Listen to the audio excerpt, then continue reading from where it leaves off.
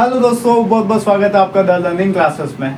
जैसा कि हमने पिछले वीडियो में डिस्कस किया था कि हम आरपीएससी सेकेंड ईयर मैथमेटिक्स को लेके हम एक नई स्ट्रेटेजी बनाएंगे और स्ट्रेटेजी के अकॉर्डिंग हमने NCERT class 9th, class 10th, class 11th और क्लास 12th का क्या करेंगे, क्रैश कोर्स करेंगे। तो उसी के तहत क्लास 9th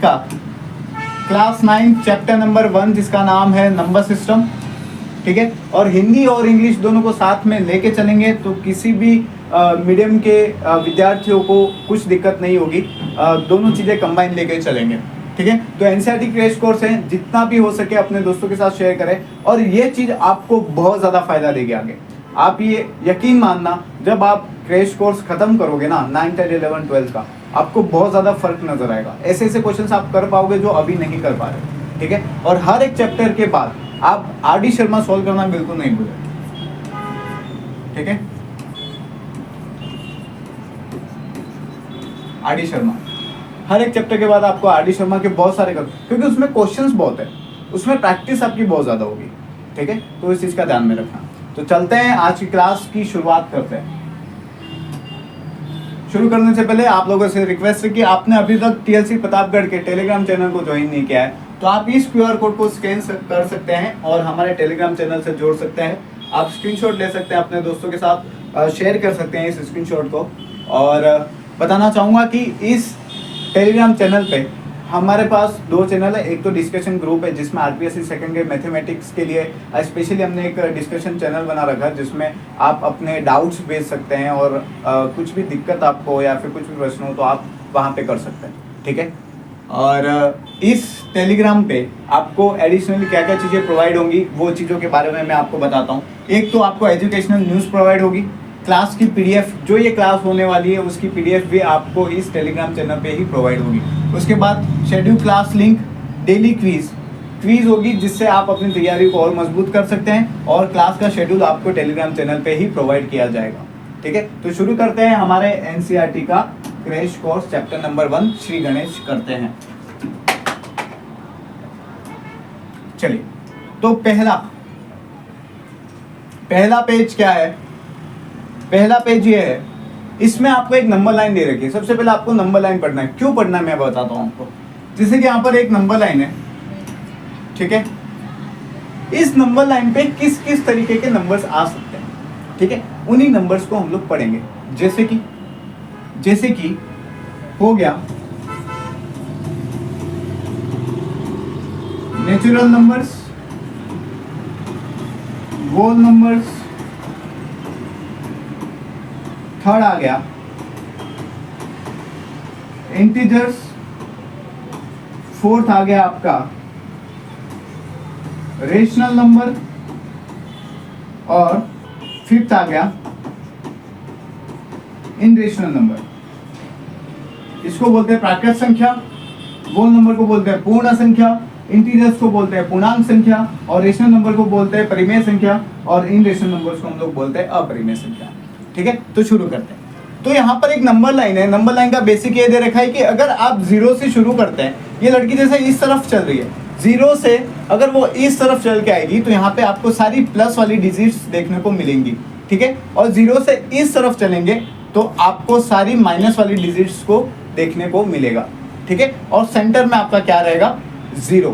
क्या रहेगा, 0। तो यही था पहला पेज आपका।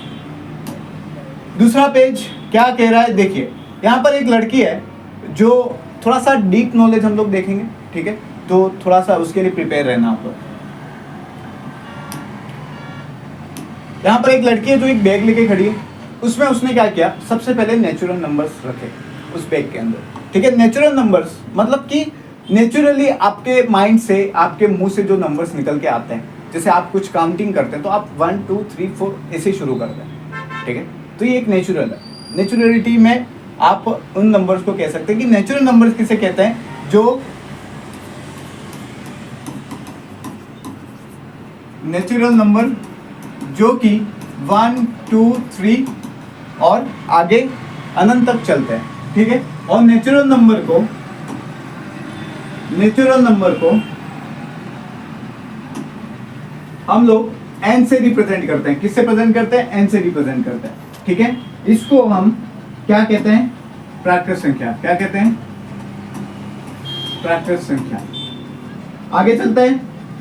आगे अगर इस बैग में सारे नेचुरल नंबर का जो कलेक्शन है, एक बैग है, उसके अंदर में जीरो को और डाल दो, जीरो को ऐड कर दो, तो क्या बन जाएगा? वोल नंबर। जिस वोल नंबर को हिंदी में क्या कहते हैं? पूर्णांक संख्या। ठीक है, तो वोल नंबर को हम लोग हिंदी में क्या बोलते हैं? पूर्णांक संख्या। तो ये वोल नंबर्स, ठीक है। अगर वोल नंबर की बात करें तो वो क्या होते हैं? नेचुरल नंबर में जीरो को ऐड कर दो और ये आगे चलता रहेगा। ठीक है, और इसको किससे डिनोट करते हैं? इसका सिंबल क्या है? W। इसको वोल नंबर को रिप्रेजेंट करने का तरीका क्या है? W। आगे चलते हैं। क्या और भी नंबर लाइंस पे सिर्फ इतने ही नंबर्स होते हैं? नहीं, नंबर लाइंस पे तो माइनस की डिजिट्स भी तो होती है ना। तो ये जो माइनस की डिजिट्स है ना, उसको क्या बोलते हैं? वो जो कलेक्शन, अगर बैग में, वोल नंबर के बैग में मैंने सारे माइनस की डिजिट्स भी डाल दी, ठीक है, तो वो क्या बन जाएंगी? इंटीजर्स, पूर्णांक संख्या। पूर्णांक संख्या, ठीक है। तो ये जो कलेक्शन है, कलेक्शन जो कि जिसमें माइनस के डिजिट्स हमने ऐड करें, उसको क्या बोलेंगे? इंटीजर्स। तो यहां पर लिख सकते हैं हम लोग इंटीजर्स, मतलब कि माइनस का 2, माइनस का 1, 0, 1, 2, 3 और ये आगे जा रहा है, मतलब कि सारी माइनस की डिजिट्स भी यहाँ पर आपके पास आ गई हैं। आगे चलते हैं। तो इंटीजर्स किसे कहते हैं? हिंदी में क्या बोलते हैं? पूर्णांक संख्या, ध्यान में रखना। ठीक है, और इसको रिप्रेजेंट करने का तरीका क्या है? Z। और इसको एक और नंबर से रिप्रेजेंट करते हैं, एक तो Z और एक होता है I। तो इस चीज को क्लियरली ध्यान में रखना। ठीक है, आगे चलते हैं। आगे क्या है? क्या अब माइनस का, जैसे कि ये नंबर लाइन है, उस पे मैंने जीरो ऐड कर लिया, 1, 2, 3 ऐसे नंबर सारे ऐड कर दिए, इतने सारे माइनस के नंबर से ऐड कर लिए। क्या अभी भी कोई नंबर रह गए नंबर लाइन पे रिप्रेजेंट करना? तो मैं बोलूंगा यस। कौन से नंबर? जैसे कि दशमलव वाले नंबर्स हो गए, फ्रैक्शंस वाले नंबर हो गए, वो नंबर्स रह गए।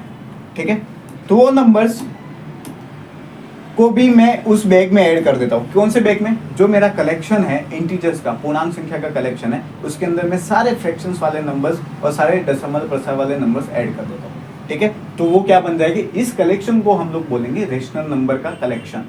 रेशनल नंबर को हम लोग बोलते हैं परिमेय संख्या। ठीक है, तो आगे चलते हैं। तो यही है कि जो कलेक्शन है उसको क्या बोलते हैं हम लोग? रेशनल नंबर बोलते हैं। रेशनल नंबर को हिंदी में बोलते हैं परिमेय संख्या। रेशनल नाम से थोड़ा सा पहचानो, यहां पर लिखा हुआ है रेशनल। यहां पे आपको कुछ रेशो नाम की चीज दिख रही है क्या? रेशो नाम की कोई चीज दिख रही है आपको?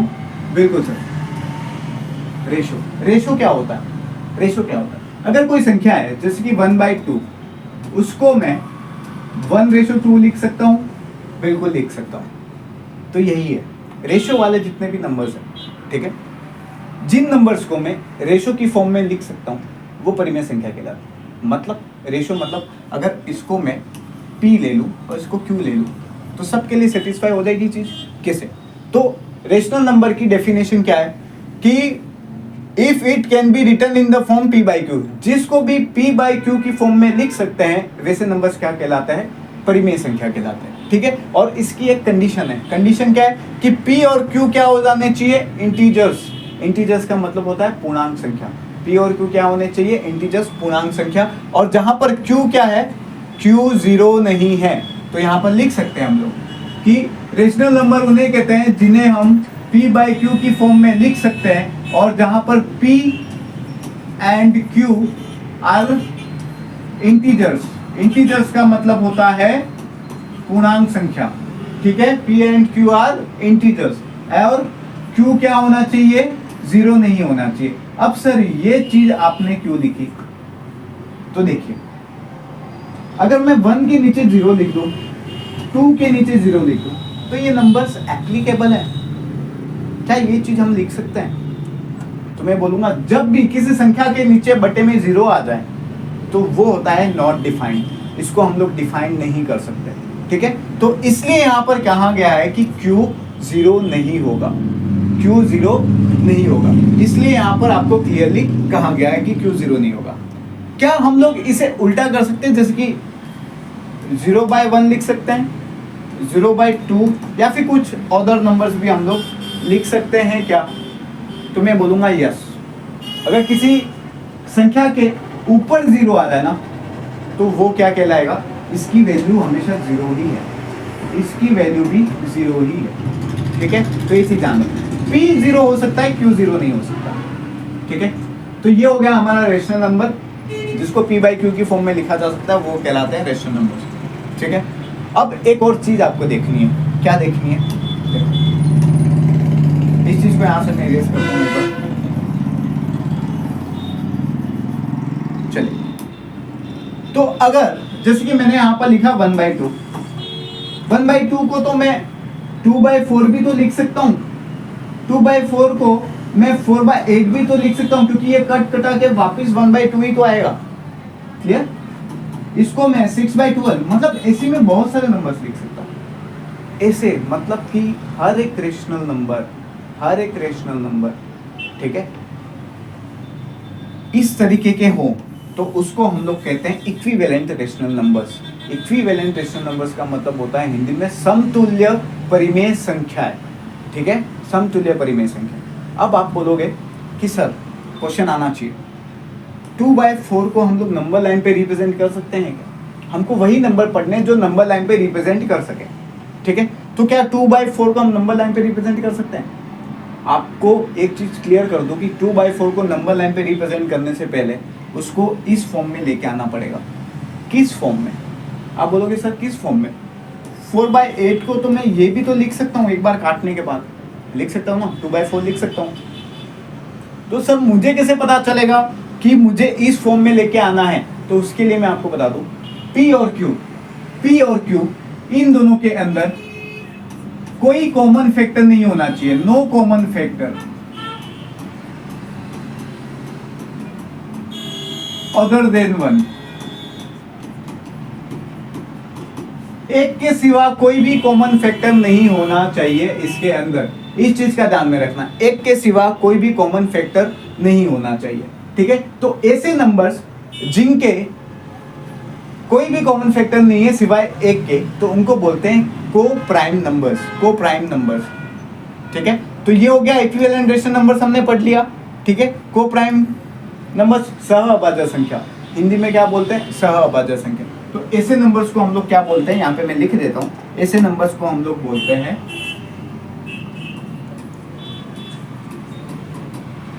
को प्राइम नंबर्स। क्या बोलते हैं? को प्राइम नंबर्स। ठीक है, और इसको हिंदी में हम लोग कहते हैं सह अभाज्य संख्या। That is clear? तो को प्राइम नंबर के बारे में भी हमने पढ़ लिया। ये इसकी एक कह सकते हैं कि शर्त है कि P और Q का एक के सिवा कोई भी दूसरा फैक्टर नहीं होना चाहिए, कोई भी कॉमन फैक्टर नहीं होना चाहिए। तो यही चीज है, रेशनल नंबर के बारे में हमने बहुत सारी चीजें पढ़ी। अब एक एग्जांपल नंबर 1 है, उसको सॉल्व करते हैं।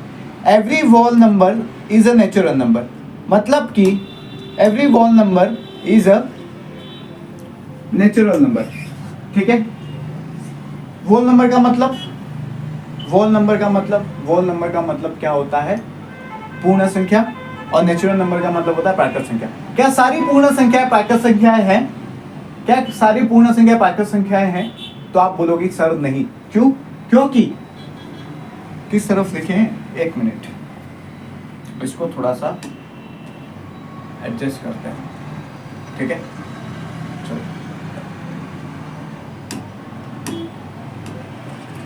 तो क्या सारी पूर्ण संख्याएं, अब मुझे बताओ पूर्ण संख्याएं कौन कौन सी होती हैं? पूर्ण संख्या होती है 0, 1, 2, 3 और आगे चलती जाती है। और एक होती है, दूसरा हमें कंपेयर किसके साथ करना है? प्राकृत संख्या के साथ। 1, 2, 3 ये प्राकृत संख्या है। क्या सारी पूर्ण संख्या है? क्या सारी पूर्ण संख्याएं प्राकृत संख्याएं हैं? तो आप बोलोगे कि सर पूर्ण संख्या प्राकृत संख्या है?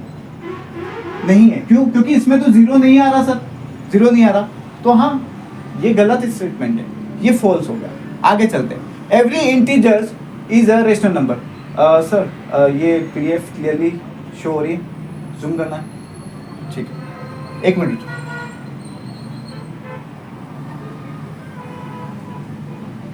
ठीक है, अब क्लियर है सर? ओके, चलो। तो क्या every integers is a rational number? क्या सारी पूर्णांक संख्याएं रेशनल नंबर होंगी? क्या सारी पूर्णांक संख्याएं रेशनल नंबर होंगी? पूर्णांक संख्याएं कौन कौन सी होती है वो लिखो। क्या लिखेंगे? पूर्णांक संख्या। पूर्णांक संख्या कौन कौन सी होती है? एक तो माइनस वाले नंबर्स, ठीक है, जीरो और प्लस वाले नंबर्स, ये सारे पूर्णांक संख्या है। अब परिमेय संख्या। परिमेय संख्या वो होती है, हमने पढ़ा कि पूर्णांक के बाद, पूर्णांक के बैग में, पूर्णांक के कलेक्शन वाले बैग में मैं सारे डेसिमल नंबर ऐड कर दूं और सारे कह सकते हैं कि फ्रैक्शंस वाले नंबर ऐड कर दूं तो मुझे परिमेय संख्या मिलती है। तो मतलब हाँ, सारी पूर्णांक भी परिमेय संख्या होंगी, सारी पूर्णांक भी क्या होंगी? परिमेय संख्या होंगी। परिमेय संख्या, इनको मैं परिमेय संख्या के रूप में लिख सकता हूँ, बटे 1 कर दो, कुछ नहीं है नीचे तो, हाँ बिल्कुल, ये तो ट्रू हो गया। आगे चलते हैं। Every rational number is a integer. क्या सारे रेशनल नंबर्स इंटीजर्स हैं? क्या सारे रेशनल नंबर्स इंटीजर्स? अभी तो हमने बोला कि सारे इंटीजर रेशनल नंबर होंगे, तो क्या सारे रेशनल नंबर भी इंटीजर्स होंगे? मैं बोलूं अगर 1/2, क्या 1/2 पूर्णांक संख्या है? वो नंबर है, इंटीजर है? नहीं है, तो सीधी सी बात है, ये फॉल्स है, ठीक है। तो दैट इज क्लियर। आगे चलते हैं अगले पेज पे। अगला पेज क्या कह रहा है चेक करिए। Example number 2। एग्जाम्पल नंबर 2 कि दो परिमेय संख्या है, दो परिमेय संख्या दे रखी है 1 और 2, उसके बीच में मुझे 5 परिमेय संख्या निकालनी है, उसके बीच में मुझे 5 परिमेय संख्या निकालनी है। दो चीजें दे रखी हैं यहाँ पर, दो सॉल्यूशंस दे रखे हैं, हम लोग एक ही सॉल्यूशन से सॉल्व करेंगे, ठीक है। दूसरा सॉल्यूशन बहुत ज्यादा लेंथी है, वो हमारे कभी काम नहीं आएगा, ठीक है। तो सॉल्यूशन नंबर 2 से हम लोग सॉल्व करेंगे। कैसे सॉल्व करेंगे चेक करिए, ठीक है। देखिए, जैसे कि 1 और 2 है, इसके बीच में मुझे कितनी परिमेय संख्या निकालनी है? 5 निकालनी है। 5 मुझे परिमेय संख्या निकालनी है, मतलब 5 के अंदर 1 जोड़ दो तो कितने हो जाएंगे? 6, और 6 का गुणा और भाग दोनों के साथ कर दो, तो ये हो गया 6/6 और ये हो गया 12/6। तो इसके बीच की परिमेय संख्या आप निकाल सकते हो। आप बोलोगे सर कौन कौन सी है परिमेय संख्या बताइए, तो आप लिखोगे 7/6, 8/6, 9/6, 10/6, 11/6। ये हो गई आपकी परिमेय संख्या। 5 मैंने निकाली। अगर आपको 7 परिमेय संख्या निकालनी होती तो यहाँ पर 7 + 1 करते। अगर आपको 8 निकालनी होती तो आप करते 8 + 1। जितनी भी परिमेय संख्या निकालनी आप निकाल सकते। मतलब कि इससे एक फैक्ट निकल के आता है कि दो परिमेय संख्या के बीच में बहुत सारी परिमेय संख्या हो सकती है, हम चाहे उतनी परिमेय संख्या निकाल सकते, ठीक है। तो ये स्टेटमेंट ये रहा कि there are infinitely many rational numbers between any two given rational numbers. दो दी गई परिमेय संख्याओं के बीच में अनंत परिमेय संख्याएं होती हैं। तो ये चीजें यहाँ पर क्लियर हो गई, ठीक है। उसके बाद क्या इसके बाद भी कुछ ऐसे नंबर्स हैं जो रह गए हैं नंबर लाइंस पे डिनोट करना, तो आप बोलेंगे यस। अगर परिमेय संख्या होंगी तो अपरिमेय संख्या भी तो होंगी, ठीक है। परिमेय संख्या होंगी तो अपरिमेय संख्या भी तो होंगी ना इधर। चलो, तो यहाँ पर हमारे काम का कुछ भी नहीं है, ठीक है। आगे चलते अगले पेज। तो अब एक्सरसाइज आ गई है हमारी 1.1, ठीक है। तो 1.1 एक्सरसाइज क्या करिए, पहला ही क्वेश्चन हमने कर रखा है कि इज 0 रेशनल नंबर। क्या 0 एक रेशनल नंबर है? क्या 0 परिमेय संख्या है? तो मैं बोलूंगा यस। क्या इसको आप p/q की फॉर्म में लिख सकते हो? मैं बोलूंगा कि यस, ठीक है। मैं बोलूंगा यस, ठीक है। कैसे? मैंने यहाँ पर लिखा अगर 0, तो 0 का मैं 0/1 लिख सकता हूँ ना।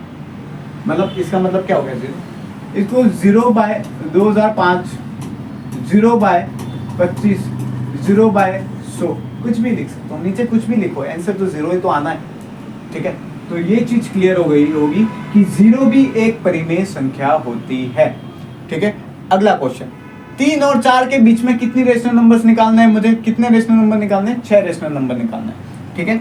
तो चलिए 6 रेशनल नंबर हम लोग निकालते हैं। 3 और 4 के बीच में 6 रेशनल नंबर निकालने हैं, मतलब इसमें एक जोड़ दो, क्या हो जाएगा 7। तो 7 का गुणा और भाग दोनों संख्या के साथ 4 इंटू 7/7 क्या आ जाएगा 21/7 और ये आ जाएगा 28/7। और इसके बीच की परिमेय संख्या आप निकाल सकते हैं, ठीक है। इसके बीच की परिमेय संख्या हो गई 22/7, 23/7, 24/7, 25/7, 26/7, 27/7। इजी, वेरी इजी, ठीक है। आगे चलते हैं।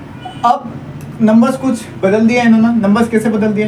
5 रेशनल नंबर निकालने 3/5 और 4/5 के बीच में। कैसे निकालेंगे? इजी है, कैसे निकालेंगे देखो।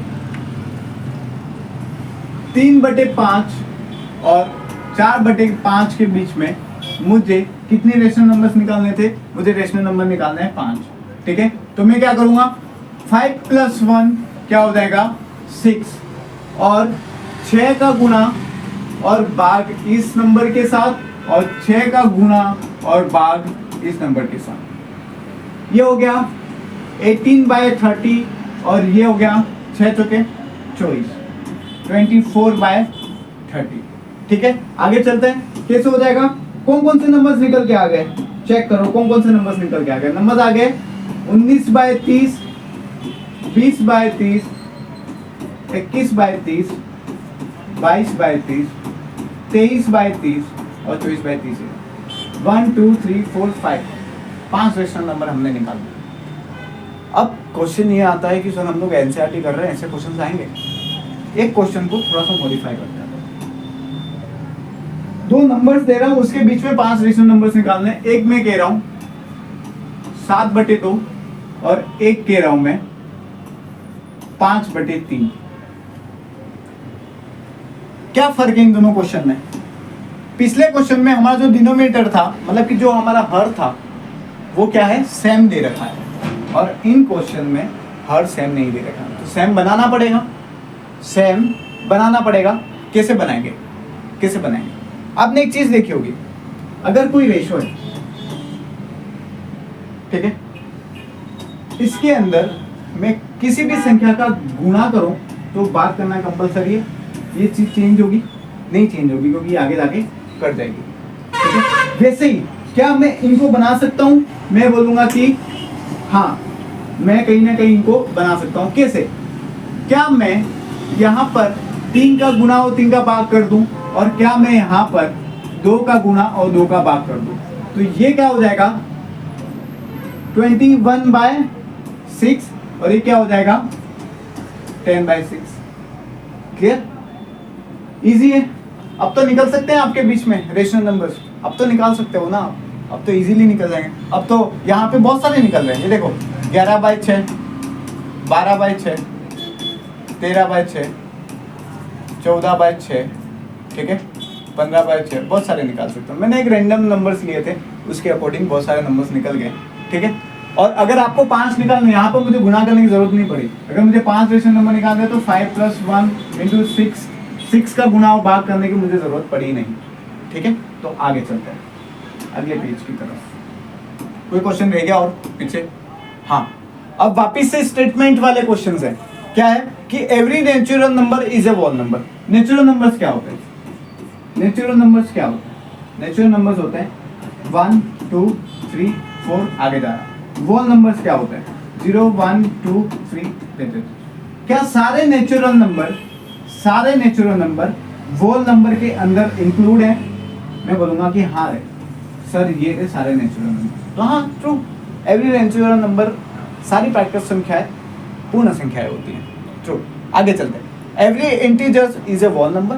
क्या सारे इंटीजर्स होल नंबर्स होते हैं? इंटीजर्स मतलब पूर्णांक संख्या, होल नंबर्स मतलब पूर्ण संख्या, ठीक है। इंटीजर्स का मतलब, अगर मैंने बोल दिया -2, क्या -2 पूर्ण संख्या में आता है? आप बोलोगे सर नहीं आ रहा, तो सीधी सी बात है ना, स्टेटमेंट रॉन्ग है। कभी भी ऐसे क्वेश्चंस आए ना, तो आप ऐसे जैसे मैंने किया ना, वैसे कंफ्यूजन आपको नहीं होगा, ठीक है। तो उस चीज का ध्यान रखना।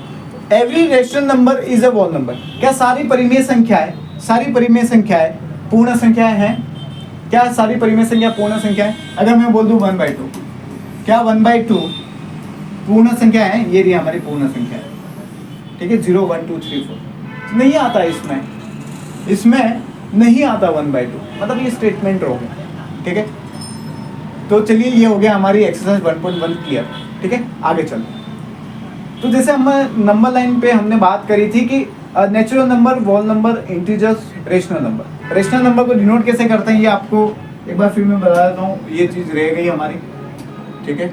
रेशनल नंबर को हम लोग डिनोट करते हैं क्यू से, ठीक है, ये चीज़ का ध्यान रखें। अब हम लोग बात करेंगे रेशनल नंबर के बाद ऐसे कोई नंबर्स रह गए जो नंबर लाइन पे आने चाहिए और हमने अभी तक इसको रिप्रेजेंट नहीं करा, तो ऐसे नंबर्स है। हाँ, अगर परिमेय संख्या होंगी तो अपरिमेय संख्या भी होंगी इन रेशनल नंबर्स। अपरिमेय संख्या किसे कहते हैं? तो सीधी सी बात है, जो संख्याएं परिमेय नहीं है वो अपरिमेय संख्या, जो संख्याएं परिमेय नहीं है वो अपरिमेय संख्या, ठीक है। तो जिनको भी हम दिस नंबर्स यहाँ पे लिखा हुआ है कि which are not rationals, the numbers which are not rational that is called कौन से नंबर्स? इनरेशनल नंबर्स, ठीक है, अपरिमेय संख्या। इसको क्या बोलते हैं हम लोग? इसको बोलते हैं अपरिमेय संख्या, ठीक है। आगे चलते हैं, ये पेज क्लियर।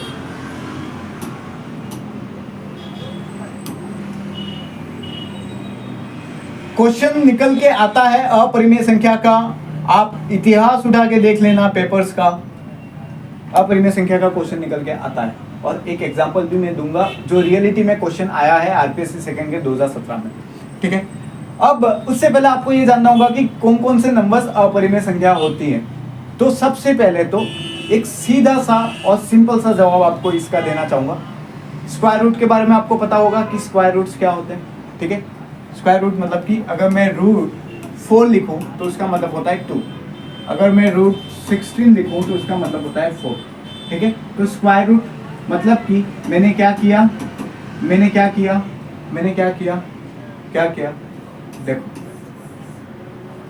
इजी है, आरपीएससी सेकंड ग्रेड मैथमेटिक्स कर रहे हो, चीजें इजी लगनी चाहिए आप, ठीक है। तो ये हो गया स्क्वायर रूट। जिन नंबर्स के स्क्वायर रूट्स नहीं निकाले जा सकते वो नंबर्स कहलाते हैं इनरेशनल नंबर्स। ये चीज़ तो आप क्लियरली अपने दिमाग में फिट कर लो, क्योंकि क्वेश्चंस स्क्वायर रूट को लेके ही निकल के आते हैं, ठीक है। तो जिन नंबर्स के कौन से नंबर्स है, तो यहाँ पर लिखे हुए हैं नंबर्स कौन से, जैसे कि √2 हो गया, √3, √5, √6, 7, 10, 11, 12, 13, 14, 15, ये सारे नंबर्स, ऐसे बहुत सारे नंबर्स हो सकते हैं जिनके रूट्स नहीं निकाले जा सकते। तो ऐसे नंबर्स को हम लोग क्या बोलते हैं? इनरेशनल नंबर्स, ठीक है। तो उसके बाद मैं क्या कह सकता हूँ, जैसे कि पाई हो गया, पाई भी क्या है? इनरेशनल नंबर है, इस चीज को ध्यान में रखना, पाई भी इनरेशनल नंबर है। और जिनके दशमलव प्रसार के बारे में हमने पढ़ा है, डेसिमल एक्सपेंशन, जिसके नंबर्स अनंत तक चलते हैं दशमलव के बाद, लेकिन वो रिपीट नहीं होते, अलग अलग नंबर्स आते हैं, डिफरेंट नंबर्स। तो ऐसी भी संख्या क्या होती है? अपरिमेय संख्या। तो उसके बारे में हम लोग पढ़ेंगे आगे, लेकिन यहाँ पर एक एग्जांपल दे दिया है तो उसके बारे में थोड़ा सा ब्रीफ इंट्रोडक्शन मैंने आपको दे दिया। तो पाई का स्पेशली ध्यान में रखना कि पाई अपरिमेय संख्या है। तो ये चीज़ यहाँ क्लियर हो गई। ये हो गया, पाई के बारे में हमने पढ़ लिया, ये नंबर्स के बारे में हमने पढ़ लिया, ठीक है। और आगे, हाँ, अब चलो ठीक है, अपरिमेय संख्या के बारे में हमने पढ़ लिया कि जिनके स्क्वायर रूट नहीं निकाल सकते वो संख्या क्या होती है? अपरिमेय संख्या होती है। और उनको भी हम लोग नंबर लाइन पे डिनोट कर सकते हैं। क्लास 9 के क्वेश्चन आता है कि √2 को लोकेट कीजिए नंबर लाइन पे, क्वेश्चन है, मतलब नंबर लाइन पे इसको हम लोग प्रेजेंट कर सकते हैं, ठीक है। अब उसके बाद जब अगर परिमेय संख्या और अपरिमेय संख्या को मैं मिक्स कर दूं, परिमेय संख्या मतलब कि Q और अपरिमेय संख्या मतलब कि Q का डैश, मतलब जो Q ऐसी संख्या है जो Q नहीं है, इसलिए हम लोग डैश लिखते हैं। हालांकि इसको कॉम्प्लीमेंट लिखा जाता है, लेकिन कॉम्प्लीमेंट अभी तक हमने पढ़ा नहीं है, तो इसलिए हम लोग डैश यूज कर रहे हैं, ठीक है। जब इन दोनों को मैं मिला दूं, अगर मैं रेशनल नंबर के बैग में सारे इनरेशनल नंबर, सारी अपरिमेय संख्या भी डाल देता हूं, तो ये जो कलेक्शन बना, इस कलेक्शन को हम लोग बोलते हैं क्या बोलते हैं, वास्तविक संख्याओं का कलेक्शन, जिसको इंग्लिश में बोलते हैं रियल नंबर्स। क्या बोलते हैं, रियल नंबर्स। और क्लास 10th का पहला चैप्टर यही है, ठीक है, रियल नंबर्स क्लास 10 का पहला चैप्टर। रियल नंबर्स के बारे में डिटेल में हम लोग कहाँ पढ़ेंगे, क्लास 10th में पढ़ेंगे। तो ये हो गया रियल नंबर्स, जिसको हम लोग कहते हैं, क्या कहते हैं,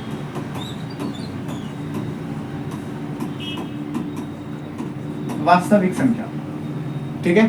तो क्या सारे रेशनल नंबर्स वास्तविक संख्या होती है, मैं बोलूंगा यस। क्या सारी अपरिमेय संख्या वास्तविक संख्या होती है, मैं बोलूंगा यस, ठीक है। और इन दोनों का कलेक्शन भी क्या होगा, वास्तविक संख्याएं होंगी।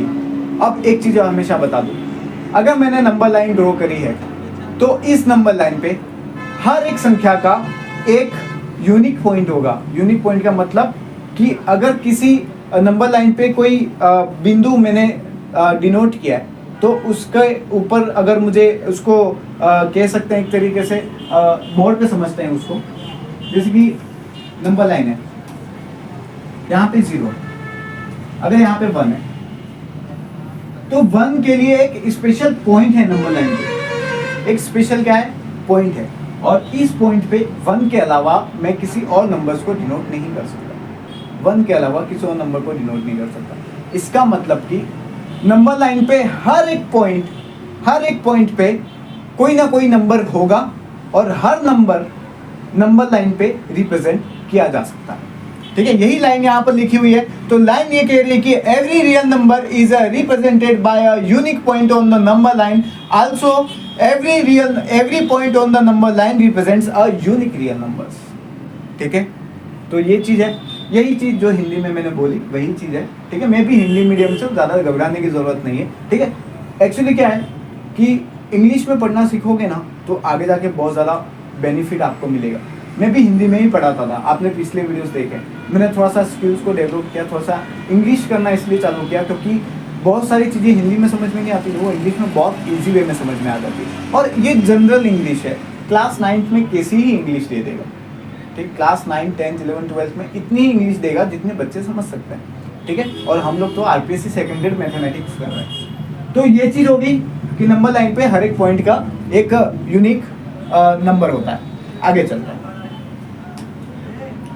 अगली चीज क्या कह रही है, ये देखो √2 को यहाँ लोकेट किया नंबर लाइन पे इस तरीके से, मतलब √3, मतलब कि अपरिमेय संख्या को भी हम लोग नंबर लाइन पे रिप्रेजेंट कर सकते हैं। आगे चलते हैं, ये पेज हमारे कुछ काम का नहीं है, ठीक है। ये पेज हमारे काम का है, आगे चलते हैं। एक्सरसाइज 1.2 आ गई है। क्या सारे इनरेशनल नंबर्स रियल नंबर हैं, मैं बोलूंगा यस। कैसे, Q प्लस Q का डैश, परिमेय प्लस अपरिमेय संख्या रियल नंबर का कलेक्शन बनाती है। तो सारी अपरिमेय संख्या भी तो रियल नंबर्स होंगी, सारी अपरिमेय संख्या भी तो रियल नंबर्स होंगी, ये बोलेगा ट्रू। सेकंड क्वेश्चन बहुत अच्छा है, जब भी क्वेश्चन है ना अल्फाबेटिक टर्म में दे देना तो वो समझ जाना आरपीएससी सेकेंड ईयर के लिए इंपॉर्टेंट होता है। एनसीईआरटी की बात करो, एनसीईआरटी में जितने भी क्वेश्चंस नंबर्स के अकॉर्डिंग दे रखे हैं, कैपिटल लेटर के अकॉर्डिंग दे रखे हैं ना, उन क्वेश्चंस को थोड़ा सा ध्यान से देखना क्योंकि उसके बीच में लॉजिक अच्छा होता है, ठीक है। तो इस क्वेश्चन को ध्यान से सुनना कि मैं क्या कह रहा हूँ। क्वेश्चन है कि every point on the number line is form of √m। एक अगर मैं नंबर लाइन ड्रॉ करता हूँ, ये रही नंबर लाइन, ठीक है। इस नंबर लाइन पे हर एक पॉइंट, जैसे कि यहाँ पे पॉइंट है 1, 2, 3, यहाँ पे आगे जा रहा है और यहाँ पे -1, -2, -3 आगे जा रहा है। क्या हर एक पॉइंट √m की फॉर्म में लिख सकता हूँ? अब आप पूछेंगे सर m क्या है, m तो हमने अभी तक पढ़ा नहीं। यहाँ पर क्लियर लिखा हुआ है कि m is a natural number. m क्या है? प्राकृत संख्या है। क्या है?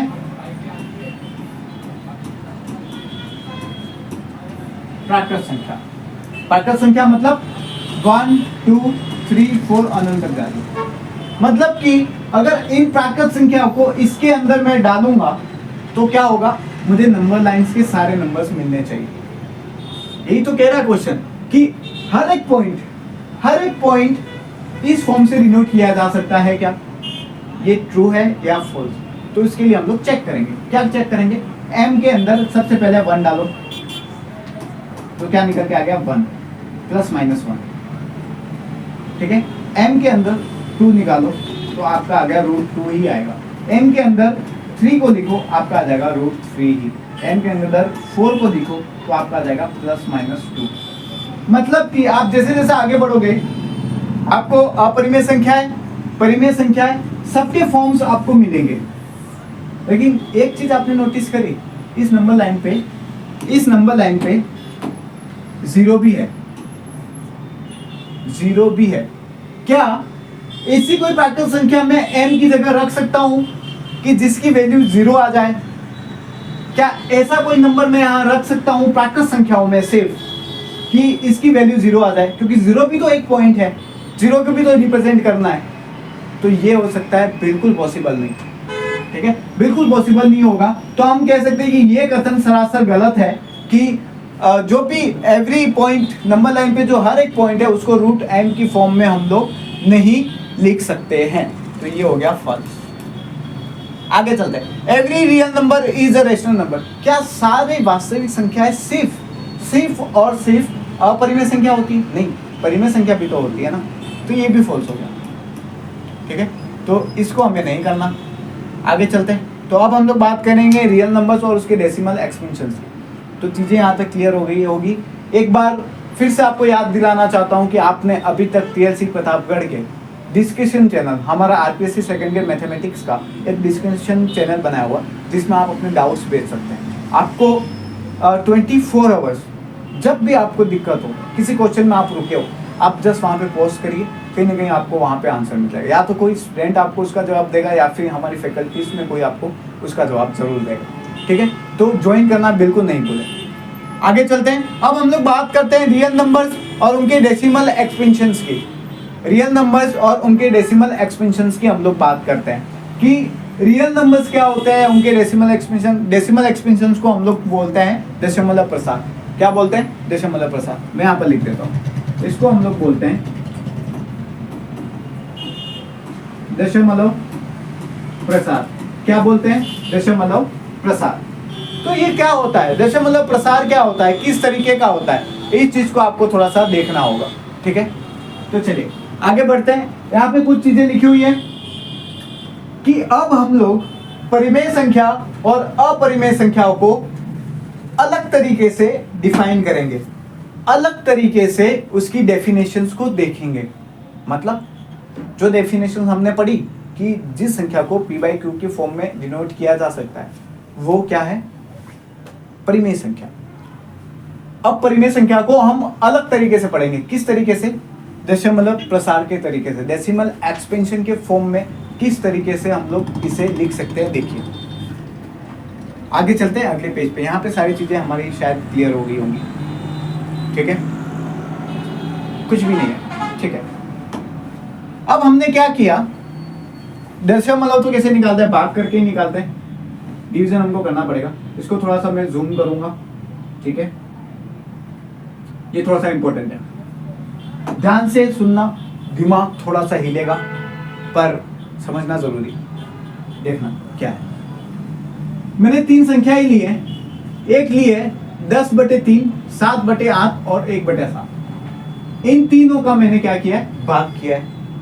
भाग किया है तो आपको एक चीज ये पता होनी चाहिए कि भागफल किसको बोलते हैं, भाज्य किसको बोलते हैं, शेषफल किसको बोलते हैं। तो यहां पर मैं डिनोट करता हूं उसे। देखिए ये जो 3 लिखा हुआ है उसको हम लोग बोलते हैं भाजक, इंग्लिश में इसको बोलते हैं डिवाइजर। ये जो 10 लिखा हुआ है इसको हम लोग बोलते हैं भाज्य, जिसे हम लोग इंग्लिश में बोलते हैं डिवाइडेंट। ठीक है, ये जो आंसर आ रहा है उसको हम लोग बोलते हैं भागफल, जिसको हम लोग इंग्लिश में बोलते हैं क्वोशिएंट। उसके बाद ये जो शेषफल बचा है,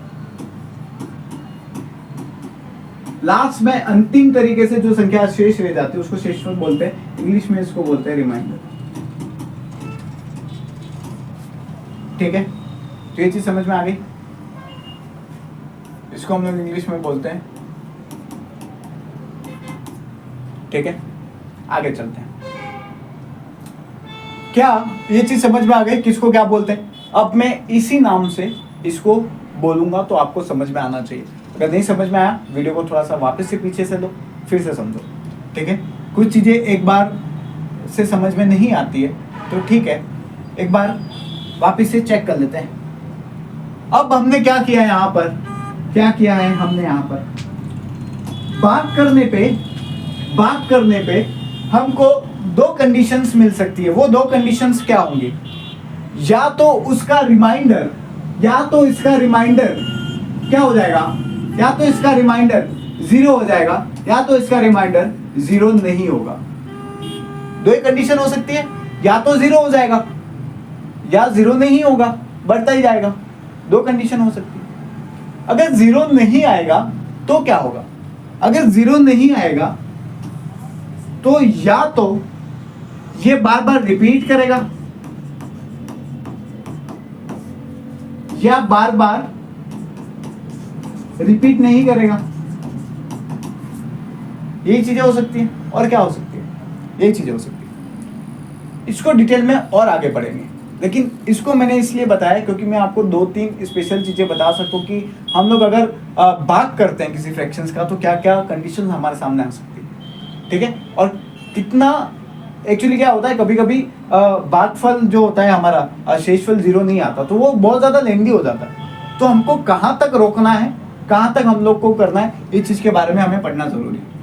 तो हमने देख लिया यहाँ पर कि remainder either become 0 after certain stage और आफ्टर रिपीटिंग देमसेल्फ। या तो 0 हो सकता है या तो खुद रिपीट करेगा इसको, ठीक है। दूसरी चीज क्या हो सकती है? दूसरी चीज कि अगर मैंने यहां पर 10/3 लिखा है, मुझे भाग कितने टाइम करना है पता है? सिर्फ 3 बार।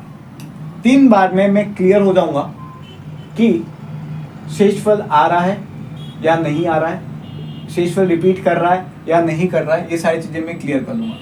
यहाँ पर 7/8 में सिर्फ मैं 8 बार ही भाग करूंगा, मुझे पता चल जाएगा कि क्या चीजें, क्या स्थिति है, क्या सिचुएशन आ रही है। 1/7 में मैं सिर्फ 7 बार करूंगा। मतलब ज्यादा से ज्यादा 7 बार करना है, कम से कम तो बहुत हो सकता है 1 बार में ही 0 आ जाए, हो सकता है 2 बार में 0 आए, 3 बार में 0 आए, या लास्ट 6 बार में 0 आ जाए। मतलब कि अगर मैंने 7 मेरा डिवाइजर है, मतलब भाजक है, तो मुझे भाग जो मेरा शेषफल है ना, वो या तो 0 आ सकता है या 7 से कम आ सकता है। क्लियर? और यहाँ पर एक चीज लिखिए कि जैसे कि यहाँ पर 10/3 है, उसमें repeat number repeats itself and the divisor is 3, this repeating string, ठीक है। देखो यहाँ पर जैसे कि आपको दिख रहा होगा शेषफल, जैसे कि यहाँ पे मैंने भाग किया, शेषफल क्या बचा? 3। यहाँ पर क्या बचा था? 2। 0 तो मैंने बाद में ऐड किया। यहाँ पर क्या बचा? 6। यहाँ पे 4, यहाँ पे 5, ठीक है, और यहाँ पे 1, ठीक है। मतलब कि 3, 2, 6, 4, 5, 1। कितनी बार मैंने भाग किया? 1 बार, 2 बार, 3 बार, 4 बार, 5 बार, 6 बार। 6 बार में खत्म। 6 बार में वापिस से, 6 बार में वापिस से क्या होगा? देखो ये कंडीशन वापिस आ गई, 1 वाली कंडीशन वापिस आ गई। आई बात समझ में? जैसे कि यहाँ पर 8 बार बोला, डिवाइजर भाजक अगर 8 लिखा हुआ है तो मैं ज्यादा से ज्यादा 8 बार करूंगा भाग, ठीक है। लेकिन कम से कम कितनी बार हो सकता है? देखो यहाँ पर पहला शेषफल, दूसरा शेषफल और तीसरे में 0 आ गया, तो आ सकता है तीसरे में 0 आ सकता है, ठीक है। जैसे कि यहाँ पे मैंने किया तो 1 आया, मतलब ज्यादा ज्यादा मैं 2 बार ही करूंगा भाग। कितने बार करूंगा? मतलब मोस्टली तीसरी बार में आपको पता चल जाएगा, जो नंबर एज इट इज लिखा हुआ है ना, जैसे 3 लिखा हुआ, तो तीसरी बार में आपको पता चल जाएगा कि क्या कंडीशंस बन रही है, ठीक है। तो जैसे मैंने पहली बार किया 1 आया, ठीक है, तो दूसरी बार किया 1 आया, तीसरी बार में और चेक करूंगा 1 आया, हमेशा 1 ही आ रहा है। दूसरी बार में ही पता चल गया मुझे, दूसरी बार में ही पता चल गया कि रिपीट कर रहा है, ठीक है। तो ये चीज ध्यान रखना, जब भी आपको दशमलव प्रसार के बारे में बताना है और आपको फ्रैक्शंस वाले नंबर दे रखे हैं, तो जो इसके बटे वाला भाग होगा, जैसे 10/7 लिखा हुआ, तो इस 7 को देखना। आपको ये चीज क्लियर हो जानी चाहिए कि मुझे सिर्फ और सिर्फ 7 बार भाग करना है तो चीजें मुझे क्लियर हो जाएंगी। ठीक है, तो यही चीज थी जो मुझे स्पेशली आपको समझानी थी। ठीक है, आगे चलते हैं। अगली चीज क्या कह रही है, देखो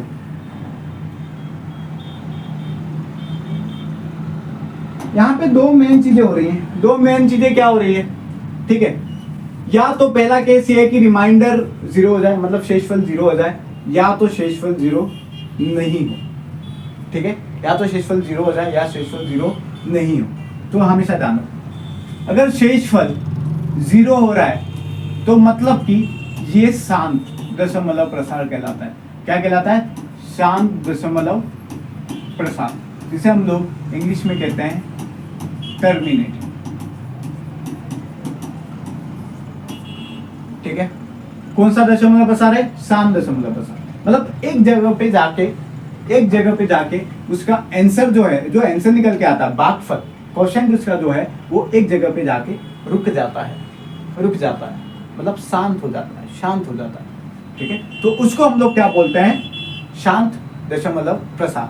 और ये दशमलव प्रसार हमेशा जब बोले कि संख्या का दशमलव प्रसार शांत है, तो इसे आप लोग बोलेंगे कि ये संख्या निश्चित तौर से परिमेय संख्या होगी। ठीक है, जिसे हम लोग इंग्लिश में बोलते हैं रेशनल नंबर। ठीक है, और अगर 0 नहीं है तो क्या होगा? अगर 0 नहीं है, क्या 0 नहीं है? शेषफल 0 नहीं है, तो दो कंडीशन हो सकती है। क्या कंडीशन हो सकती है? या तो रिपीट करेगा, जो शेषफल है वो बार बार रिपीट करेगा, या शेषफल रिपीट ही नहीं करेगा, बहुत अलग अलग शेषफल आ रहे हैं उसके। ठीक है, ऐसा हो सकता है। तो ये हमको कहां से पता चलेगा? भागफल को देख के। जब हम लोग भागफल को देखेंगे ना, तो आपको क्लियरली चीजें दिखेंगी। भागफल में दो चीजें हो सकती है। हमको शेषफल को कम देखना है। शेषफल देखने का तरीका मैंने इसलिए बताया था ताकि आप भाग कितनी बार करो वो समझ सको। अब हम लोगों को देखना है ज्यादा, हम लोगों को 99% किसको देखना है? भागफल को ही देखना है। ठीक है, जब भागफल में, जैसे कि भागफल मेरा आ गया, जो मेरा आंसर है भाग करने के बाद वो आता था, अगर जैसे कि अभी हमने देखा था 3.333 और ये बढ़ता था, मतलब कि बार बार 3 रिपीट हो रहा है, एक नंबर वापस रिपीट हो रहा है। और एक दूसरी कंडीशन इसकी ये हो सकती है कि जैसे यहाँ 3 लिखा, उसके बाद 0 1, फिर 2 बार 0 हो गया, फिर 3 बार 1 आ गया, फिर एक बार 0 आ गया, फिर वापस 2 बार 1 आ गया, फिर 3 4 5 बार 0 आ गया, फिर 2-3 बार 1 आ गया। मतलब कि मुझे पता ही नहीं चल रहा कि ये कौन से नंबर्स रिपीट कर रहा है। ये बढ़ता जाएगा, ऐसे पता ही नहीं चलेगा आपको कि कितने नंबर्स रिपीट हो रहे हैं। आई बात समझ में? ध्यान से सुनना। जब नंबर्स रिपीट हो तो मैं इसको बोल दूंगा, एक तो ये एक तरीके से ये कह सकते हैं कि ये अशांत है, ये रुकेगा तो नहीं कभी, मतलब कि ये भी अशांत है और ये भी अशांत है। ठीक है, तो इसको अलग पेन से लिखते हैं, इस कलर से लिखते हैं। तो ये है अशांत और ये भी क्या है? अशांत। लेकिन यहां पर भागफल क्या कर रहा है? नंबर्स को रिपीट कर रहा है। एक नंबर रिपीट हो रहा है तो मैं यहां पे कर दूंगा आवृत्ति, और यहां पर रिपीट नहीं कर रहा है, तो मैं इसको लिख सकता हूं अनावृत्ति। ठीक है, ये चीज क्लियर होगी। क्या लिख सकता हूं? अशांत आवृत्ति, और एक लिख सकता हूं अशांत अनावृत्ति। अब इसको इंग्लिश में क्या बोलते हैं? शांत को तो टर्मिनेटिंग बोलते हैं, तो इसको बोलेंगे नॉन टर्मिनेटिंग। आवृत्ति को क्या बोलते हैं? रिपीट। और अनावृत्ति को क्या बोलते हैं? Non repeat. तो जब भी संख्याएं अशांत आवृत्ति, मतलब कि नॉन टर्मिनेटिंग, रिपीटिंग जैसी चीजें दर्शाती है, तो वो हमेशा परिमेय संख्या होगी। और जब संख्या अशांत अनावृत्ति, मतलब non terminating, non repeating numbers, decimal expansions देती है, दशमलव प्रसार इस तरीके का हो, तो वो संख्या कौन सी कहलाएगी? अपरिमेय संख्या। मतलब कि डेफिनेशन क्लियर है। परिमेय संख्या वो होती है जिसका दशमलव प्रसार या तो शांत होगा या तो अशांत आवृत्ति होगा, दो कंडीशन हो सकती है। और अपरिमेय संख्या की दशमलव प्रसार कैसा होगा?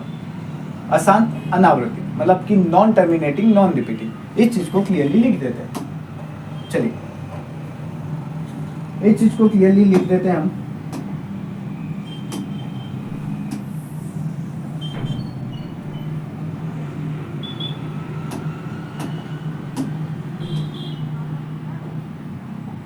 चलिए, तो अगर परिमेय संख्या है रेशनल नंबर, तो इसका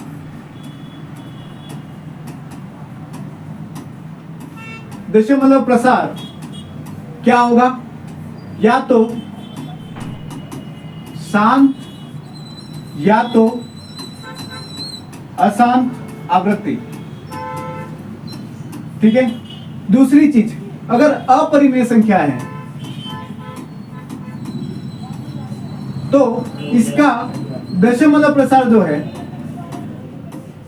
वो क्या होगा? वो होगा अशांत अनावृत्ति। ठीक है। और चीजें मैं और क्लियर लिख देता हूं ताकि क्लियर हो जाएगा। शांत को हम लोग बोलते हैं टर्मिनेटिंग, अशांत को हम लोग बोलते हैं नॉन टर्मिनेटिंग। ठीक है, पूरा नहीं लिखा है। उसके बाद आवृत्ति को हम लोग लिखते हैं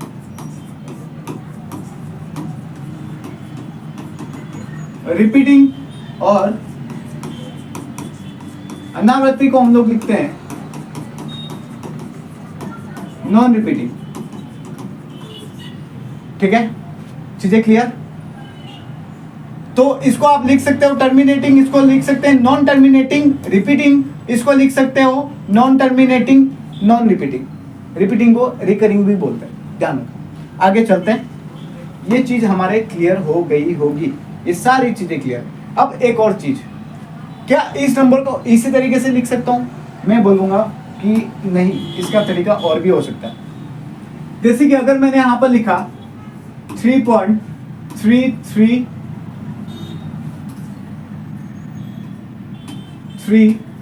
और ये रिपीट कर रहा, तो ऐसे नंबर्स को मैं लिख सकता हूं 3 और उसके ऊपर क्या कर दूंगा मैं? बार लगा दूं। जो नंबर रिपीट हो रहा है उसके ऊपर क्या लगा दूं? बार लगा दूं। ठीक है, तो उसको इस तरीके से लिख सकता हूं। जब ऐसे नंबर्स हो तो ये हमेशा कौन से नंबर्स होंगे? रेशनल नंबर, मतलब कि परिमेय संख्या होगी। कौन से नंबर्स होंगे? रेशनल नंबर्स होंगे। चीजें क्लियर है? ठीक है। जब भी बार वाली संख्या आ जाए, ये कौन सा नंबर है? रेशनल नंबर है, आंख बंद करके।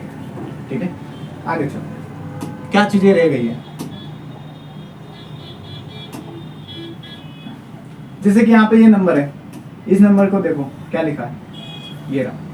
जैसे कि ये बड़ा नंबर है, इस नंबर का मतलब क्या हो गया कि 14285, फिर वापिस से 14285, फिर वापिस से 14285, सॉरी 7 भी है, 14285, ऐसे रिपीट हो रहा है। मतलब कि इन सारे नंबर्स के ऊपर मैं क्या करूंगा? बार लगा दूंगा। जो नंबर्स एक साथ रिपीट हो रहे हैं उनके ऊपर बार। ठीक है, तो यही चीजें थी जो डेसिमल एक्सपेंशंस में हमको पढ़नी थी। आई थिंक आपको ये चीज क्लियर हो गई होगी। आगे चलते हैं। ठीक है, तो अब ऐसे नंबर्स कैसे हम लोगों को पता चलेगा कि परिमेय संख्या है, परिमेय संख्या नहीं है? क्योंकि ऐसे क्वेश्चंस भी निकल के आते हैं। सेकेंड ग्रेड का क्वेश्चन उठा के देखना। ठीक है, ये नंबर दे रखा है मुझे 3.142678। अगर दशमलव हटेगा तो मैं इसे क्या लिख दूंगा? कितने जीरो? 1 2 3 4 5 6, एक के पीछे कितने जीरो? 6 जीरो। क्या ये P बाई Q की फॉर्म में लिखा हुआ है? मैं बोलूंगा हाँ, क्योंकि दोनों इंटीजर्स हैं और Q नॉट इक्वल टू 0। क्या ये कंडीशन सेटिस्फाई हो रही है? मैं बोलूंगा यस। तो ये हमारी परिमेय संख्या है।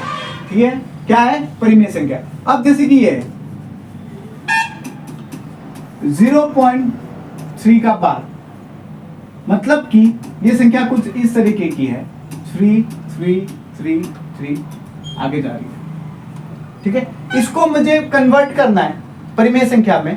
ठीक है, यहाँ पे थोड़ा सा लेंथी प्रोसेस है, उस प्रोसेस को हम लोग फॉलो नहीं करेंगे, शॉर्ट प्रोसेस को फॉलो करेंगे। आपने जब 9th का अगर कोर्स किया होगा तो उसमें ये चीज क्लियरली कर रखी है हमने कि पहले जो भी संख्या दे रखी है उसको एज इट इज लिख दो, जितनी संख्या पे बार है, जितनी संख्या पे बार है उतने 9, और जितनी संख्या पे बार नहीं है दशमलव के बाद, दशमलव के बाद जितनी संख्या पे बार नहीं है उतने 0। ऐसी कोई संख्या नहीं है, मतलब ये। एक और एग्जांपल लेते हैं, एग्जांपल नहीं लेते हैं, एक काम करते हैं, यहाँ पे बहुत सारे क्वेश्चंस भी आएंगे। जैसे ये रहा क्वेश्चन, इस क्वेश्चन को सॉल्व करते हैं। ठीक है, ये क्वेश्चन क्या कह रहा है, 1.27 का बार। ठीक है, पहले संख्या को एज इट इज लिखो, जिस संख्या पे बार नहीं है उस संख्या को घटाओ, एक पे बार नहीं है उसको घटाओ। ठीक है, जितनी संख्या पे बार है उतने 9 लिखो, और दशमलव के बाद जितनी संख्या पे बार नहीं है उतने 0। तो 0 लिखने की जरूरत है नहीं है, क्योंकि ऐसी कोई संख्या नहीं जिस पे बार नहीं। तो इसको मैं क्या लिखूंगा, 126/99। ठीक है, 126/99। ठीक है, ये आ गया 126/99। आगे चलते हैं कि क्या चीज है। एक और क्वेश्चन यहाँ पे दे रखा है, अब इस क्वेश्चन को सोल्व करते हैं। 0.235 और 35 के ऊपर बार है, सिर्फ 35 के ऊपर बार। तो क्या करूंगा, पहला संख्या एज इट इज लिखो, 235, जितनी भी संख्या पे बार नहीं है उतनी संख्या घटाओ, 2 पे बार नहीं है, जितनी संख्या पे बार है उतने 9, और जितनी संख्या पे बार नहीं है दशमलव के बाद उतने 0। ये कितना हो गया, 233/990। ये आपका क्या हो गया, आंसर। ये p/q की फॉर्म में हम लोग लेके आ गए इसको, क्या आ गया, p/q की फॉर्म में लेके आ गए। तो इस तरीके से हम लोग संख्याओं को लिख सकते हैं। थोड़ा सा और डिटेल में अगर आपको पढ़ना है तो आप जो हमने 9th का सिलेबस करवाया उसको देखना, उसके अंदर सारी चीजें क्लियरली लिखवाई है मैंने। इसमें क्रैश कोर्स कर रहे हैं तो उसके हिसाब से ही चलेंगे। ठीक है, यहाँ पे लाइन को क्लियरली पढ़ना, थोड़ा सा जूम कर देता हूं इसको। यहाँ पे क्लियरली लाइन लिखी हुई है कि डेसिमल एक्सपेंशन रेशनल नंबर का क्या होगा, या तो टर्मिनेटिंग, टर्मिनेटिंग का मतलब होता है शांत, और या तो नॉन टर्मिनेटिंग रिकरिंग, रिकरिंग का मतलब रिपीटिंग भी होता है, मतलब अशांत आवृत्ति। और अपरिमेय संख्या का रेशनल नंबर, अपरिमेय संख्या का डेसिमल एक्सपेंशन क्या होगा, नॉन टर्मिनेटिंग नॉन रिपीटिंग, अशांत अनावृत्ति। ठीक है, ये चीज आई थिंक क्लियर हो गई होगी। ये हमने पढ़ लिया, क्या पढ़ लिया, दशमलव प्रसार। यहाँ पे कौन सी चीजें, हाँ अब मुझे पाई के बारे में कुछ चीजें इंपॉर्टेंट आपको बतानी है। देखो यहाँ पे आपको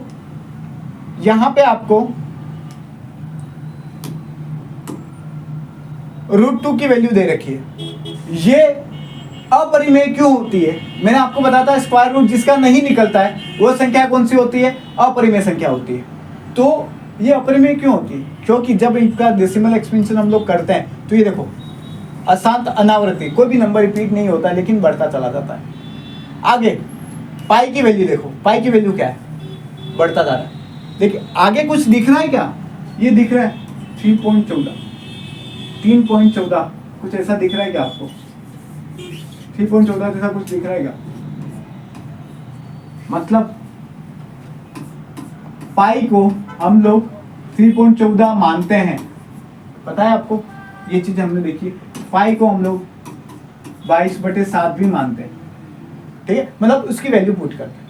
अब क्यों पुट करते हैं जबकि इसकी वैल्यू तो इतनी होती, क्यों, तो हमेशा ध्यान रखना, pi is not equal to 3/14, pi is not equal to 22/7। क्यों, जब हम लोग लिमिट्स पढ़ते हैं ना तो एक चीज लिखते हैं, एक चीज सबसे पहले पढ़ाई जाती है कि x टेंड टू 0, मतलब 0 नहीं है लेकिन 0 के इतना करीब है कि वो 0 हो जाए। मतलब पाई की वैल्यू 22/7 नहीं है लेकिन 22/7 के इतना करीब है कि वो 22/7 होता है। इतना करीब है, मतलब इतना फर्क, इतना छोटा फर्क जितना आप समझ भी नहीं सकते। ठीक है, तो इसलिए ऐसा लिखते हैं हम लोग। यहाँ पे लिखा हुआ clear, we often take 22/7 as an approximate value है, लेकिन पाई 22/7 के इक्वल नहीं होता। हम लोग सिर्फ वैल्यू पुट करते हैं। ठीक है, ताकि एकदम नजदीकी वैल्यू की तरफ हम लोग बढ़ सके, नजदीकी वैल्यू की तरफ हम लोग पहुंच सके। अप्रोक्स वैल्यू हमको मिलती है हमेशा। ठीक है, तो जब भी आपको पूछे कि पाई कौन सा नंबर है, तो आप क्या बोलोगे? पाई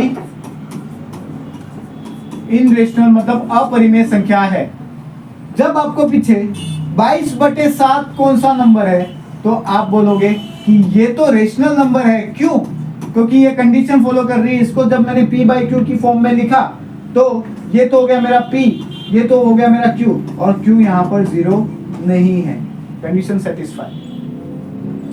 3/14 की बात करें तो ये कौन सा नंबर है, तो आप बोलोगे कि ये भी रेशनल नंबर है सर। क्यों? क्योंकि डेसिमल एक्सपेंशन इसका क्या है? टर्मिनेटिंग का मतलब शांत, ये आगे नहीं बढ़ रहा है, इसके ऊपर कुछ बार भी नहीं है, झंझट ही नहीं है, मतलब कहीं रुक गया है। तो एग्जामिनर जो है ना, वो थोड़ा सा गेम खेल देता है। 22/7 है कि नहीं, तो फिर विद्यार्थी जो होते हैं वो क्या करते हैं? 22/7 का मान तो पाई होता है, पाई का मान, पाई तो इनरेशनल होता है, मतलब कि ये इनरेशनल हो गया। नहीं, अगर हम लोग इसको कन्वर्ट कर सकते हैं ना, तो ये इनरेशनल नहीं, रेशनल है। आगे चलो, तो ये सारी चीजें हैं, और यहाँ पर थोड़ी चीजें दे रखी। देखो, √2 की वैल्यू निकालने का एक तरीका है। ठीक है, ये तरीका हम लोग नहीं पढ़ेंगे क्योंकि हमारे लिए इम्पोर्टेंट नहीं है। ठीक है, लेकिन हमेशा ध्यान रखना, √2, √3, √5, √7, इन चारों की वैल्यू तो आपको थोड़ी सी याद होनी चाहिए। कम से कम 6-7 नंबर तक तो आपको याद होनी चाहिए। ठीक है, क्योंकि कभी कभी जरूरत पड़ जाती है क्वेश्चंस में पुट करने के लिए। ठीक है, 6-7 नंबर नहीं, आगे के 3-4 नंबर ही याद कर लो, भले चलेगा, कोई प्रॉब्लम नहीं। ठीक है, आगे चलते हैं। अब देखो, यहाँ पर देखा है कि इन रेशनल नंबर बताओ, दो नंबर्स के बीच में इन रेशनल नंबर्स बताने, तो कैसे बताओगे आप निकाल दोगे। कैसे निकालोगे? अगर मुझे यहाँ पर दे रखा है 1/7 और 2/7, ठीक है, जब मैं इसका भाग करूंगा तो इसका डेसिमल एक्सप्रेशन कुछ आएगा, इसका डेसिमल एक्सपेंशन कुछ आएगा। ठीक है, मैं सॉल्व नहीं कर रहा हूँ क्योंकि क्लास बहुत ज़्यादा लंबी हो रही है। ठीक है, सॉल्व आपको करना है। तो इसके बीच में, जैसे कि यहाँ पर एक सपोज एग्जांपल दे रहा हूँ आपको। ठीक है, जैसे आया 102 और ये आ गया 0.3054। ठीक है, तो ये किस तरीके का हो देखना। तो इसके बीच में मुझे अगर इन रेशनल नंबर निकालना है, इन रेशनल नंबर, तो क्या हुआ 0.102। अब इसके आगे आप क्या करो, 1 लगा दो, और फिर ऐसे ऐसे नंबर्स लिख दो जो दुनिया में किसी ने देखे ही ना हो। ठीक है, मतलब बहुत सारे निकाल सकते हो। मतलब कि हमने एक चीज पढ़ी थी कि दो रेशनल नंबर के बीच में बहुत सारे रेशनल नंबर हो सकते हैं, और दो रेशनल नंबर के बीच में हमने देखा कि बहुत सारे इन रेशनल नंबर्स भी हो सकते हैं। ठीक है, तो ये चीज क्लियर है। और इसके बाद एक्सरसाइज 1.3 आपको क्या करना है, इसको देख के बताना है। ठीक है, सॉल्व हम लोग बहुत कम करेंगे चीजों को, डेसिमल एक्सपेंशंस इसका निकालना है और बताना है कि ये किस तरीके का है। ठीक है, ये किस तरीके का है, ये चीज आपको दिखाना है। ठीक है, चलिए, तो इसको मैं क्या लिख सकता हूं, ऐसा लिख सकता हूं, यही आएगा, ये शांत है, ये परिमेय संख्या है। इसको क्या लिख सकता हूं, भाग करना पड़ेगा, 10 बार भाग करना पड़ेगा। ज्यादा से ज्यादा कितनी बार भाग करना है, 10 बार। आपको पता चल जाएगा ये परिमेय है या अपरिमेय। ऐसी सारी चीजों को आप क्या कर सकते हो, सॉल्व कर सकते हो। सबको सॉल्व करना है, और सॉल्व करके अगर कहीं डाउट आता है, कुछ क्वेश्चंस नए निकल के आते हैं ना, डाउट आपको कभी ये नहीं आएगा कि सर इसका भाग कैसे करूं। डाउट ऐसे आ सकते हैं कि सर इसका भाग करते हैं, ऐसे नंबर्स आते हैं, सर क्या है ये चीज। ठीक है, ऐसे डाउट्स निकल के आएंगे। तो ये चीजें क्लियर है आई थिंक। ठीक है, दूसरा क्वेश्चन थोड़ा सा देख लेना। अगर 1/7 की वैल्यू ये है, तो 2/7, 3/7, 4/7, 5/7 की वैल्यू निकालनी है बिना भाग किए। कैसे निकालोगे?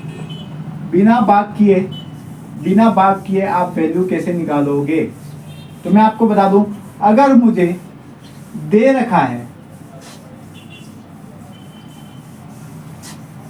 ठीक है, अगर मुझे दे रखा है कि 1/7 की वैल्यू 0.142857 का बार है, ठीक है, तो 2/7 की वैल्यू 2 को क्या ऐसे लिख सकता हूं मैं, मतलब कि 2 को ऐसा भी तो लिख सकता हूं, बस गुणा कर दो, कुछ मत करो, 2 का गुणा कर दो, जो आंसर आएगा उसके ऊपर बार लगा देना, ठीक है। 3/7 को 3 इंटू 1/7 भी तो लिख सकता हूँ, मतलब कि इसको मैं क्या लिख सकता हूँ, इसको मैं क्या लिख सकता हूँ, 3 इंटू 0.145857 ऐसा कुछ, ठीक है, ऐसा लिख सकते हैं। तो ये हो गया दूसरा क्वेश्चन। अगला क्वेश्चन मुझे बताना है कि express the following in the p by q, इसको p बाय q की फॉर्म में लिखना है, मतलब परिमेय संख्या में कन्वर्ट करना। इसको कैसे कन्वर्ट करेंगे, कैसे कन्वर्ट करेंगे बताओ, 0.6 का बार, 0.47 का 7 का बार, ठीक है, 0.6 का बार हम लोग लिखेंगे, पूरी संख्या लिखो, ठीक है, जितना बार है उतना लिखो, क्लियर, p बाई q के फॉर्म में आ गया। इसको काट सकते हो आप, आगे काट दो इसको काटोगे क्या मिलेगा, ठीक है, आगे चलते हैं। एक और क्वेश्चन दे रखा है कुछ इस तरीके का, 7 के ऊपर बार है, सिर्फ 7 के ऊपर बार है, तो 47 माइनस 4 9 और 0, सही है क्या ये सही है क्या, ये सही है क्या, मैं बोलूंगा यस सही है। कैसे सही है, इसको घटाओ, कितना आ रहा, कितना आ रहा, ये आएगा, ठीक है, क्लियर, यही आएगा, ये आपका आंसर। एक और क्वेश्चन दे रखा था 0.001 और सबके ऊपर बार, संख्या को एज इट इज लिखो, और इसके दशमलव के बाद ऐसे कोई नंबर्स नहीं है, ऐसे कोई नंबर्स नहीं है जिसके ऊपर बार नहीं है, तो मुझे 0 लगाने की जरूरत नहीं है, ऐसे कोई नंबर्स भी नहीं है, अगर इसमें 0 घटाऊंगा भी सही तो कुछ फर्क नहीं पड़ने वाला, तो इसलिए मैंने इसको डायरेक्ट लिखा। तो that is clear, I think clear. अब आपको थोड़ा सा समझ में आएगा कि मैंने क्यों बोला कि पाई की वैल्यू 22/7 के अप्रोक्सीमेट वैल्यू होती है, 22/7 नहीं होती, क्यों, देखो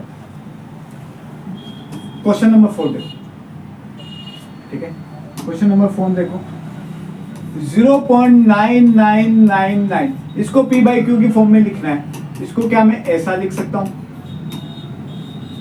लिख सकता हूं, इसको कन्वर्ट करूंगा तो क्या आएगा 9/9, सर ये तो 1 आ गया है ना, 1 आ गया, तो 0.99999999 जितना भी आगे जा रहा है ना, कुछ फर्क नहीं पड़ता, ये 1 के नजदीक जा रहा है, 1 के नजदीक जा रहा है, 1 के नजदीक जा रहा है, 1 नहीं है, लेकिन इसकी वैल्यू क्या आ गई, 1 आ गई, ठीक है। तो इसलिए हम लोग बोलते हैं पाई की वैल्यू 22/7 नहीं है, 22/7 के करीब है। तो सीधी सी बात है ना, 1 इज नॉट इक्वल टू 0.9999, ये नहीं हो सकता ना, मैं 2 को 3 के बराबर थोड़ी ना लिख सकता हूँ, ये नहीं हो सकता, ये करीबी वैल्यू है, इसलिए हम लोग एक अप्रोक्स करीब में पहुंच जाते हैं, करीब में पहुंच जाते हैं, एक सही आंसर की तरफ पहुंच जाते हैं, इसलिए लिखते हैं, ठीक है। तो ये समझाने के लिए लिखा हमने ना,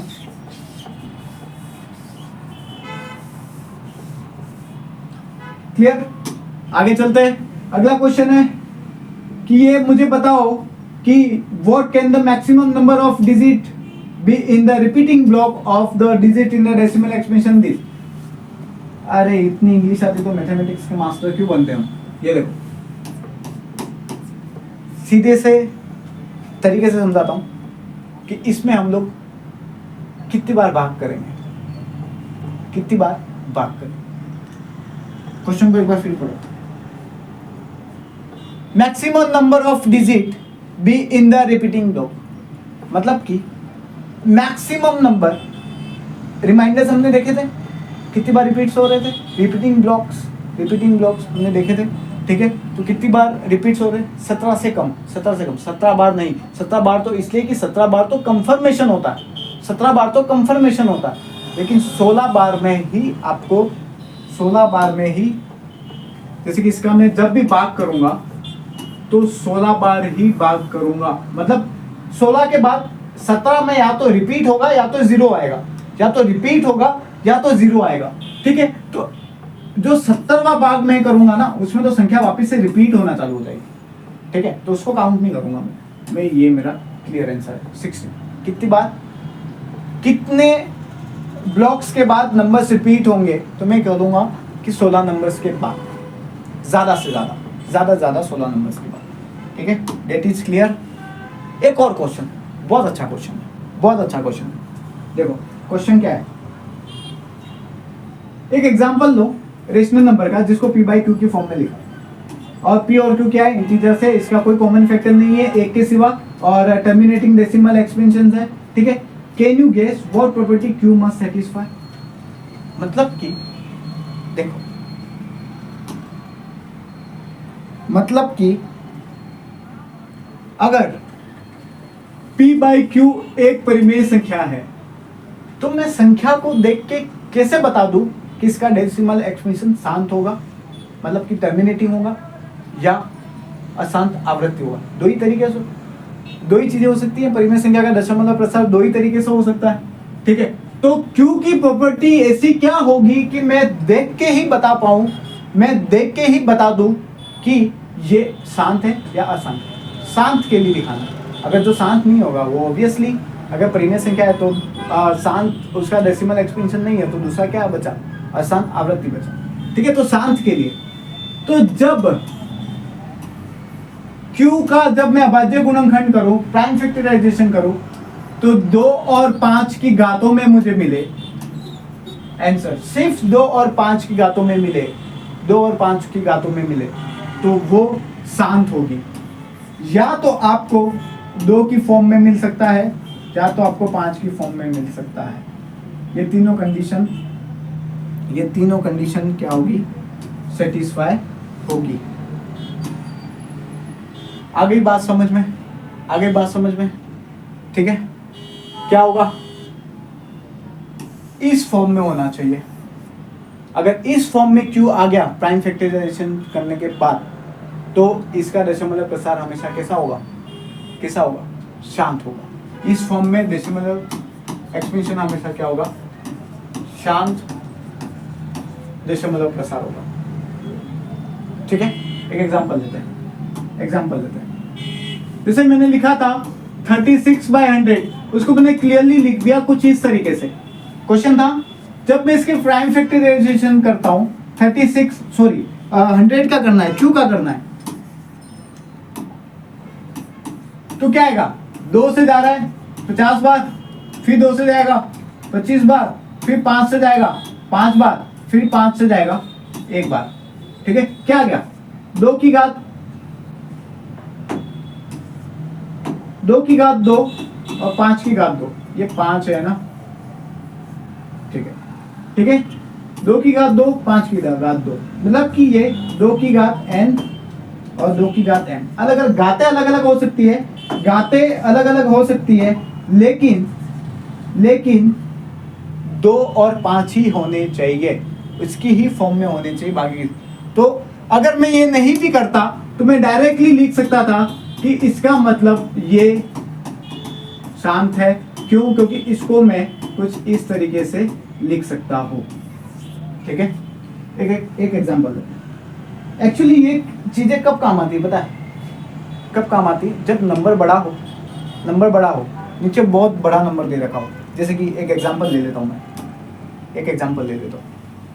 जैसे कि मैंने ले लिया 3/1414852। अब बताओ इसका डेसिमल एक्सपेंशन क्या होगा, क्या भाग करने बैठोगे, आरपीएच से सेकेंड ग्रेड नहीं, जिंदगी निकलेगी।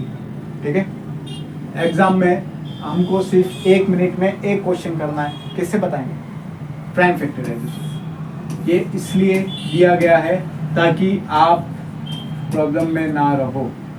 2 से जाएगा 7 बार, 4 बार, 2 बार, 6 बार, फिर 2 से जाएगा 3 बार, 7 बार, 1 बार, 3 बार। अब यहाँ पे क्या 5 आ सकता है, 5 आ सकता है, नहीं आ सकता। कोई दूसरा नंबर आएगा, XYZ कुछ भी आएगा, मुझे कुछ फर्क नहीं पड़ता। लेकिन यहाँ पर इस फॉर्म में होना चाहिए लेकिन 5 तो हमारे पास नहीं है, लेकिन दूसरा नंबर ऐड हो रहा है इसके अंदर या तो 3 आ सकता है, कोई दूसरा नंबर ऐड हो गया तो मतलब कि ये दशमलव प्रसार क्या है, इसका दशमलव प्रसार क्या है, अशांत अनावृत्ति, जिसे हम लोग इंग्लिश में कहते हैं अशांत आवृत्ति, सॉरी अशांत आवृत्ति, ठीक है, नॉन टर्मिनेटिंग रिपीटिंग, ठीक है। चीजें क्लियर, आई थिंक क्लियर। एक बार चीजें देखो वापस, क्वेश्चन क्या था, तो मैं यहाँ लिखूंगा कि जब डेसिमल एक्सपेंशन क्या प्रॉपर्टी होगी क्यू की, तो मैं लिखूंगा कि क्यू की प्रॉपर्टी 2 की घात m 5 की घात n होगी, तब जाके ये शांत होगा, ठीक है। आगे चलते हैं, right the 3 number whose decimal expansions are non terminating non recurring। कोई भी 3 नंबर लिख दो ना, कोई भी 3 नंबर लिख दो, कुछ भी लिख दो, एक तो पाई लिख दो, एक √2 लिख दो, एक √3 लिख दो, हो गया, 3 नंबर लिख दिए मैंने, ठीक है। इसने ऐसा थोड़ी ना बोला डेसिमल एक्सपेंशन ही लिखो, ठीक है, हमको तो नंबर लिखना है, नंबर लिख दिया हमने। आगे चलते हैं, सी डिफरेंट इंडेक्सिमल नंबर बिटवीन दिस नंबर्स, निकाल सकते हैं, इनका भाग करो, ठीक है। भाग करने के बाद जो भी डेसिमल एक्सपेंशन आता है उसके बीच में कुछ भी नंबर डाल दो और उसको रिपीटिंग में डाल दो, ठीक है। और रिपीटिंग में मतलब नंबर्स रिपीट नहीं होंगे, लेकिन भाग बढ़ता चला जाएगा, ठीक है। अब मुझे बताओ क्या ये रेशनल नंबर है या इनरेशनल नंबर है, ये निकालना है। तो इसका रूट निकाल सकता हूँ, नहीं निकाल सकता, मतलब कि ये इनरेशनल नंबर है, इसका रूट निकाल सकता हूँ।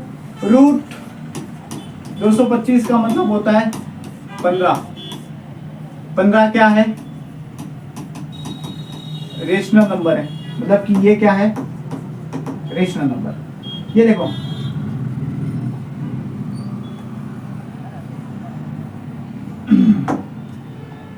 ये एक जगह पे जाके रुक गया, मतलब ये शांत है, जैसे मतलब प्रसाद, मतलब कि ये क्या है, रेशनल नंबर है। ये देखो रिपीट कर रहा है, 4 7 8 के ऊपर बार लिख सकता हूँ, और बार वाली संख्या क्या होती है, रेशनल नंबर। ये देखो अब यहाँ पे रिपीट नहीं कर रहा, 1 0 1 0 0 1 0 0 1 4 बार 0 1 5 बार 0 1 6 बार 0, ऐसे बढ़ेगा, लेकिन नंबर कोई रिपीट कर रहा है क्या, नहीं, बीच में 1 आ रहा है। अगर 0 0 होता तो मैं रिपीटिंग और भी लिख सकता था, लेकिन नहीं, मतलब कि इसकी आवृत्ति कौन सी है, अशांत अनावृत्ति, ठीक है। ये कौन सा है, इनरेशनल नंबर, ठीक है। दैट इज क्लियर, ये चीज हमने क्लियर कर ली। आगे चलते हैं, बहुत डीप में गए थे हम लोग, इतना डीप में जाना तो बहुत ज्यादा जरूरी था, क्योंकि फिर बाद में समझ में नहीं आता। अब operation on the real numbers, operation मतलब कि डॉक्टर वाला ऑपरेशन नहीं, ठीक है, हिंदी मीडियम वालों, मैं भी पहले ये समझता था ऑपरेशन क्यों कर रहे हैं इसका। ऑपरेशन मतलब कि plus minus into and divide, ये ऑपरेशंस होता है, ठीक है। ऑपरेशंस का मतलब ये होता है। तो जब सिर्फ ये लिख दो, आपका काम हो जाएगा। रेशनल प्लस रेशनल में करूं तो मुझे हमेशा रेशनल नंबर मिलेगा, रेशनल माइनस रेशनल नंबर करूं तो मुझे हमेशा रेशनल नंबर ही मिलेगा, रेशनल इनटू रेशनल नंबर करूं तो मुझे हमेशा रेशनल नंबर ही मिलेगा, रेशनल डिवाइड रेशनल नंबर करूं तो मुझे हमेशा रेशनल नंबर ही मिलेगा। क्लियर, यही चीज यहां लिखी है, यहां लिखी है, कहां पर लिखा हुआ है, एक minute, restricted irrational number close this by the, ये सेटिस्फाई चार प्रॉपर्टी होती हैं जो हम लोग अलजेब्रा में बहुत अच्छे तरीके से पढ़ेंगे, ग्रुप थ्योरी, ठीक है। लेकिन इसके बारे में जब चीजें आएंगी ना आगे पढ़ेंगे, और ठीक है, जैसे ये कम्यूटेटिव प्रॉपर्टी हो गई, एसोसिएटिव हो गई, डिस्ट्रीब्यूटिव लॉ हो गया, इसको बोलते हैं साहचर्यता, ठीक है, इसको बोलते हैं क्रम विनेयता, इसको बोलते हैं बंटन गुण, ठीक है। ये सारे गुण तो पता है ना, इसके बारे में डिस्कस करेंगे हम लोग, ठीक है। अब आगे यहाँ पर लिखा है व्हाट हैपेंस, क्या होता है कि अगर we add and multiply rational number with an irrational number. इससे पहले 1-2 लाइन और भी दी गई होगी, हाँ, the sum difference and quotient and product of irrational numbers are not always irrational. ठीक है, रेशनल वाला तो दिया ही नहीं, कोई बात नहीं, रेशनल का हमने लिख दिया। कोई भी दो रेशनल नंबर हो उसको जोड़ो, गुना करो, भाग करो, माइनस करो, हमेशा रेशनल नंबर ही मिलेगा। आगे, दो इनरेशनल नंबर्स को जोड़ू मैं तो मुझे क्या मिलेगा? दो इनरेशनल नंबर्स को जोड़ू तो मुझे क्या मिलेगा? हमेशा इनरेशनल नंबर ही मिलेगा, क्योंकि √2 और √3 को मैं जोड़ूंगा तो मुझे क्या मिलेगा? यही तो मिलेगा, इसको मैं सोल्व नहीं कर सकता। √2 प्लस पाई करूंगा तो यही तो मिलेगा, दो इनरेशनल नंबर्स। ठीक है, वैसे ही अगर दो इनरेशनल नंबर्स को मैं घटाऊं तो मुझे वापस क्या मिलेगा? इनरेशनल नंबर ही मिलेगा। ठीक है, अगर मैं घटाऊं इसको तो मुझे क्या मिलेगा? इनरेशनल नंबर ही मिलेगा। ठीक है, आगे चल रहे हैं। अगर इसका मैं गुणा करूं इनरेशनल नंबर के साथ तब फिक्स नहीं है। क्यों? √2 का √3 के साथ गुणा करता हूं तो मुझे √6 मिलता है, लेकिन √2 का √2 के साथ गुणा करो तो मुझे 2 मिलेगा। मतलब कि या तो रेशनल या तो सॉरी उल्टा, नीचे ऊपर नीचे हो गया।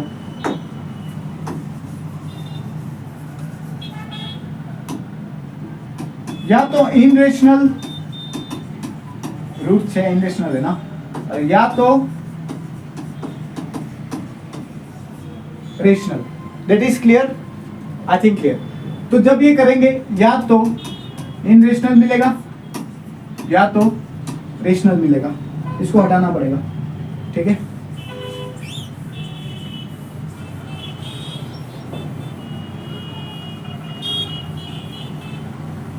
क्लियर?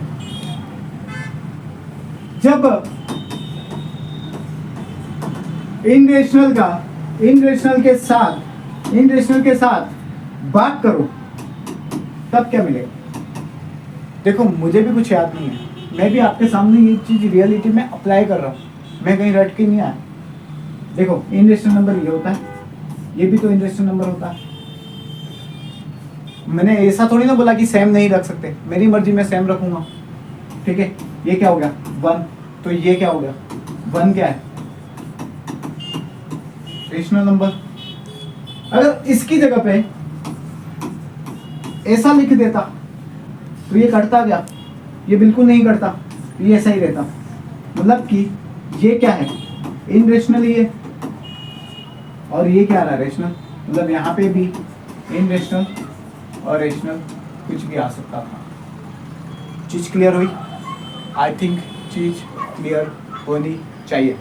ठीक है, यहाँ पे मैं थोड़ा सा सजा देता हूँ आपके लिए। ये पहला है, ये दूसरा है, ये तीसरा और ये चौथा, और इसको यहाँ से हटा देते हैं। ठीक है, RPSC second grade 2017 same question लिखा हुआ है था क्या? दो जैसे कि परिमेय संख्या अपरिमेय संख्या है। ठीक है, तो अगर उनका मतलब कि कौन सा कथन गलत है ऐसा पूछा था, तो ऐसा लिखा था कि परिमेय संख्या प्लस अपरिमेय संख्या इक्वल टू परिमेय संख्या। ठीक है, अलग अलग ऑप्शन दे रखे हैं। अगर आपको ये चीज़ याद नहीं है, क्लास 9th का क्वेश्चन था, समझ में आ गया? तो वही चीज़ है। यहाँ पर लिखा हुआ है कि अगर ऐड और मल्टीप्लाई करूं,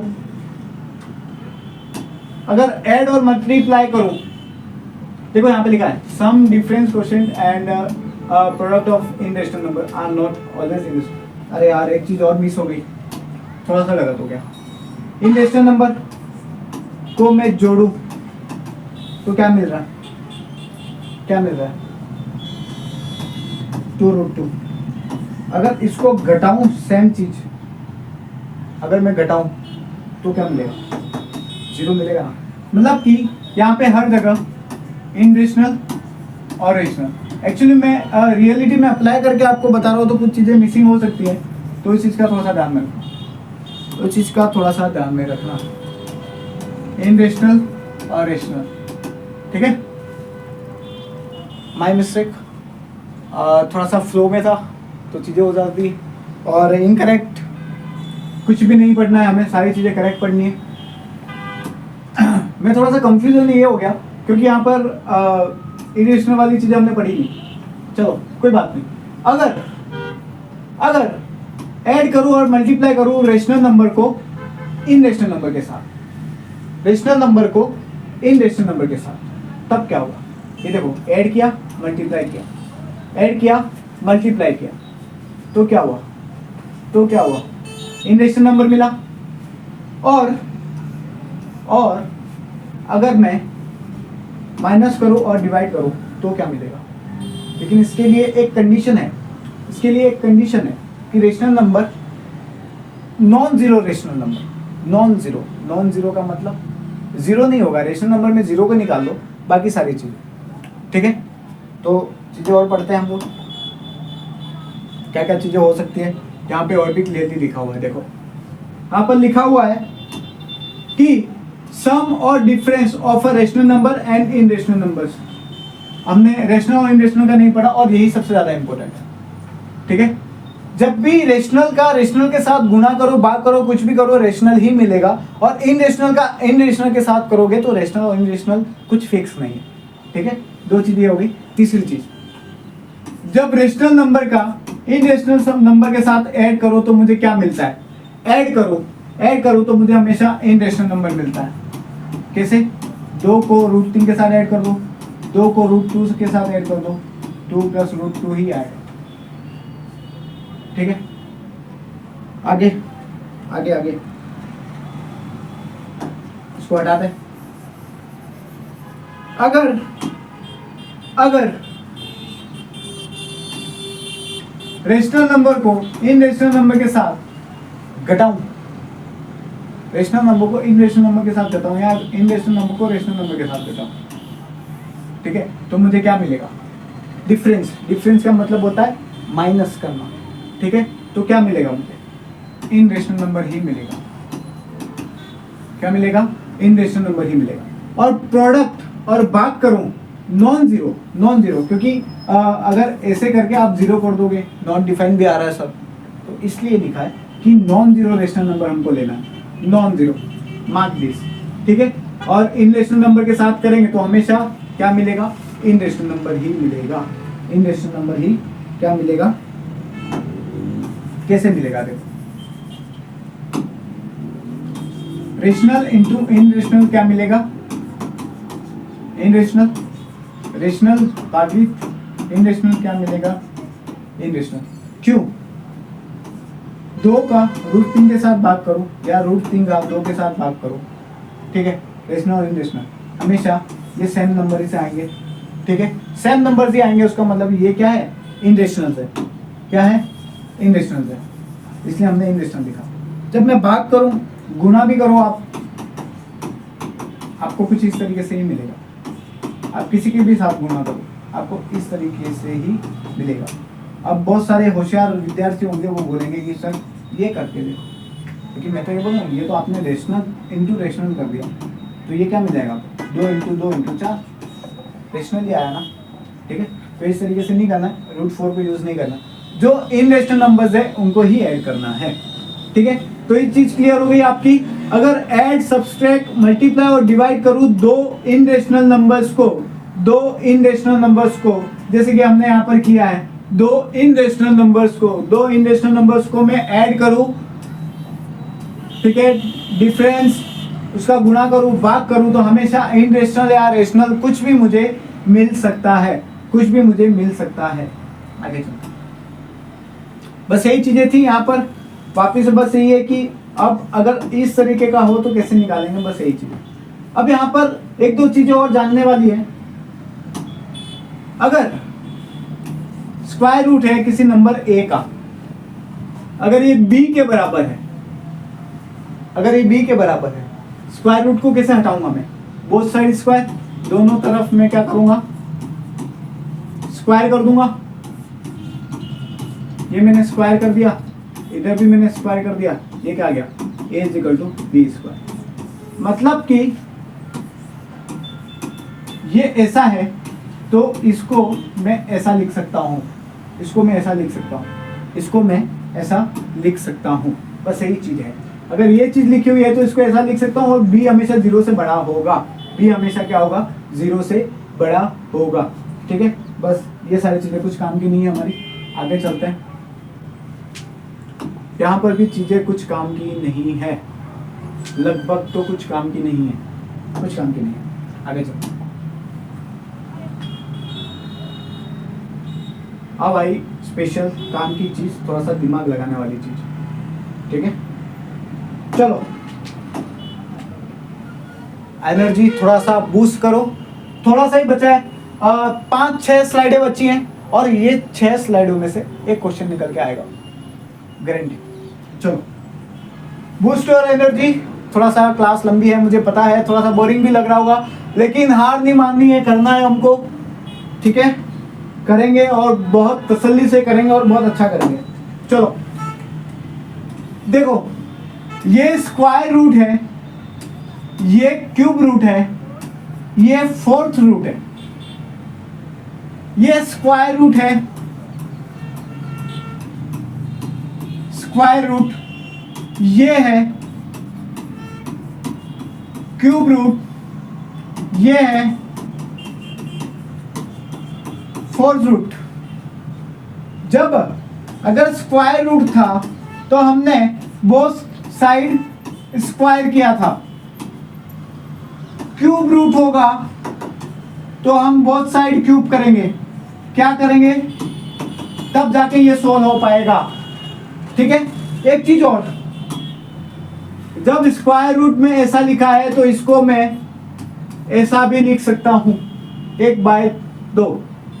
अगर क्यूब रूट है तो मैं इसको ऐसा भी लिख सकता हूं, अगर फोर्थ रूट है तो मैं इसको ऐसा भी लिख सकता हूं। That is clear. एक एग्जांपल लेते हैं, जैसे यहां पर किया, जैसे कि यहां पर लिखा है, यहां पर लिखा है cube root of 8 is equal to 2, तो मुझे क्या करना है, मुझे क्या करना है, मैं ऐसा कुछ करूंगा, कुछ इस तरीके से। अब देखो, इसको मैंने आपको बोला कि ऐसा भी लिख सकते हो, लिख सकते हो, और इसके बाहर भी क्यूब है और ये भी क्यूब है।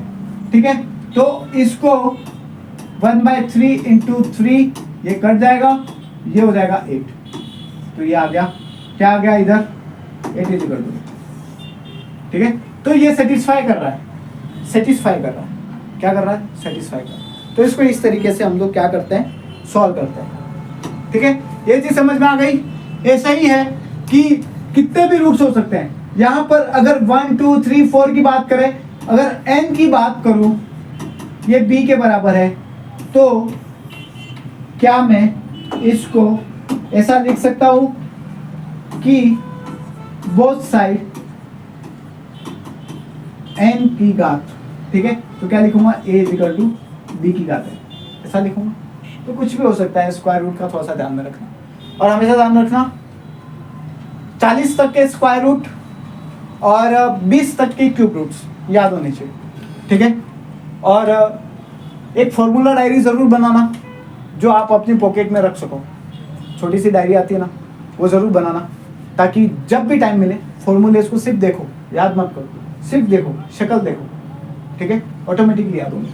और अभी से ये काम शुरू करोगे ना तो आगे जाके फॉर्मूले में दिक्कत नहीं आएगी। ठीक है, अब यहाँ पर कुछ चीज़ें दे रखी है, उन चीज़ों को थोड़ा सा ध्यान से पढ़ना है हमें। चीज़ें क्या है, अगर दो संख्या का रूट है, जैसे कि 2 इंटू 3 लिखा है, तो इसको मैं ऐसा लिख सकता हूँ। ठीक है, अगर इस संख्या में, अगर इस संख्या में जैसे कि ऐसा लिखा हुआ है, तो इसको मैं इस तरीके से लिख सकता हूँ। ठीक है, और ये तो डायरेक्ट गुना करना हम सबको आता है। इसका इसके साथ गुना किया, फिर इसका इसके साथ, फिर इसका इसके साथ, फिर इसका इसके साथ, इसी। ये प्रॉपर्टीज आप नहीं पढ़ोगे कुछ फर्क नहीं पड़ता, ये दोनों पता होनी चाहिए। ये दोनों मोस्ट इंपॉर्टेंट। ठीक है, इसमें गुणा करना ही पड़ेगा आपको, ये सारी चीजें याद करने से कुछ फायदा नहीं है। ठीक है, अब यहाँ पर सिंप्लीफाई करना है, कैसे करना है देखो, एक एग्जांपल भी ले लेते हैं अपन। 5 plus root 7, 5 plus root 7, 2 plus root 5। कैसे करेंगे, कैसे करेंगे मुझे नहीं आता, बताओ कैसे करेंगे। इसका इसके साथ गुणा, क्या आया 10, इसका इसके साथ गुणा, क्या आया 5 रूट 5, इसका इसके साथ गुणा, क्या आएगा, क्या आएगा 2 रूट 7, और इसका इसके साथ क्या आ जाएगा। क्लियर, बस यही आंसर है, इसको आगे सॉल्व नहीं किया जा सकता, इसको आगे सॉल्व नहीं किया जा सकता, ये आंसर है। ऐसे बहुत सारे क्वेश्चन है जो आपको सिंप्लीफाई करना है, इसको भी कर देना ये, ठीक है क्लियर। आगे चलते हैं, इसको सॉल्व करके बताया। अब एक चीज है, एक चीज है, क्या चीज है बताओ। Simplify in the example above has used to mean that the expression should be written as the sum of the rational and irrational number। हाँ, जैसे कि हमने देखा था ना, रेशनल और इनरेशनल सम किया, ठीक है, उसका प्रोडक्ट भी किया, तो हमेशा हमें इनरेशनल नंबर मिला। ठीक है, ये कहने की बात है। अब एक चीज है, इसको देखो 1/√2, इसको देखो, ये क्या कह रहा है कि क्या 1/√2 को मैं नंबर लाइन पे प्रेजेंट कर सकता हूँ। ये भी तो इनरेशनल नंबर है, और सारे इनरेशनल नंबर्स को हम लोग क्या नंबर लाइन पे रिप्रेजेंट कर सकते थे ना, सारे नंबर्स को हम लोग नंबर लाइंस पे रिप्रेजेंट कर सकते थे ना। ठीक है, तो इसको भी तो कर सकते होंगे, लेकिन इसको ऐसे नहीं कर सकते, तो कैसे कर सकते हैं, इसको क्या करना होगा, रेशनलाइज। रेशनलाइज का मतलब होता है परिमेयकरण। क्या होता है, परिमेयकरण। क्यों करते हैं, क्यों करते हैं परिमेयकरण? दो चीजों का हो सकता है, या तो p का हो सकता है या तो q का हो सकता है। ठीक है, या तो न्यूमरेटर का हो सकता है या डिनोमिनेटर का हो सकता है।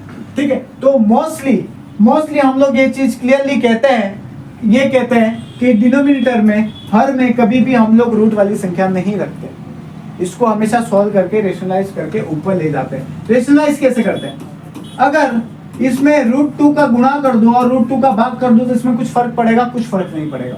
तो ऊपर तो क्या आ गया √2, और √2 का √2 के साथ गुणा करेंगे तो आ जाएगा 2। तो दैट इज कॉल्ड, इसको हम लोग किसमें नंबर लाइन पे रिप्रेजेंट कर सकते हैं, √2 का आधा। ठीक है, वैसे ही तो इसलिए यहाँ पर बोला है कि कुछ इस तरीके से है, और इक्विवेलेंट एक्सप्रेशंस को हम लोग यूज करेंगे। इक्विवेलेंट, ये इसका इक्विवेलेंट ही है, इक्विवेलेंट का मतलब समतुल्य। ठीक है, ये इसका इक्विवेलेंट ही है। ठीक है, कुछ फर्क नहीं पड़ता, इसलिए इन्होंने भी ऐसा किया। आगे चलते फिलहाल बहुत ज़्यादा लंबी है, थोड़ा सा स्पीड चलूंगा, चीज़ों को अगर समझ में नहीं आए तो एक बार वापस रिपीट करना वीडियो को। ठीक है, चलो देखिए, ये चीज़ है, ये चीज़ है, इसको कैसे रेशनलाइज करेंगे। इसको रेशनलाइज करने के लिए हमेशा यहाँ पर a प्लस बी और a माइनस बी का फॉर्मूला बनना चाहिए, तब जाके ये सॉल्व होगा। कैसे कैसे बनेगा, ये a है, ये b है, तो अगर 2 माइनस √3 का गुणा और भाग कर दो कुछ फर्क पड़ेगा, कुछ फर्क नहीं पड़ेगा, क्योंकि ये दोनों कट जाएगा। रेशनलाइज ऐसे ही होता है, इसका रेशनलाइज करना है हर का। ठीक है, तो अब देखो अब क्या होगा, जब मैं इसे सॉल्व करने की कोशिश करूंगा, जब मैं इसे सॉल्व करने की कोशिश करूंगा तो ऊपर तो मुझे मिल गया 2 माइनस √3 और नीचे मिल जाएगा 2 का स्क्वायर माइनस √3 का स्क्वायर। ये क्या हो गया, 2 माइनस √3, 4 माइनस 3। ठीक है, √3 इंटू √3 क्या होगा, 3 होगा। वही चीज मैंने यहाँ पर अप्लाई करी है, और तो 2 माइनस √3 अपन 1। क्लियर, यही है। अगर इसका रेशनलाइज करना है तो क्या करूंगा, गुणा कर दूंगा √3 प्लस √5 का, √3 प्लस √5 का। नीचे वाला देखो, नीचे वाला ये है, a अगर √3 है, b अगर √5 है, तो एक चीज बन रही है a plus B, a minus B.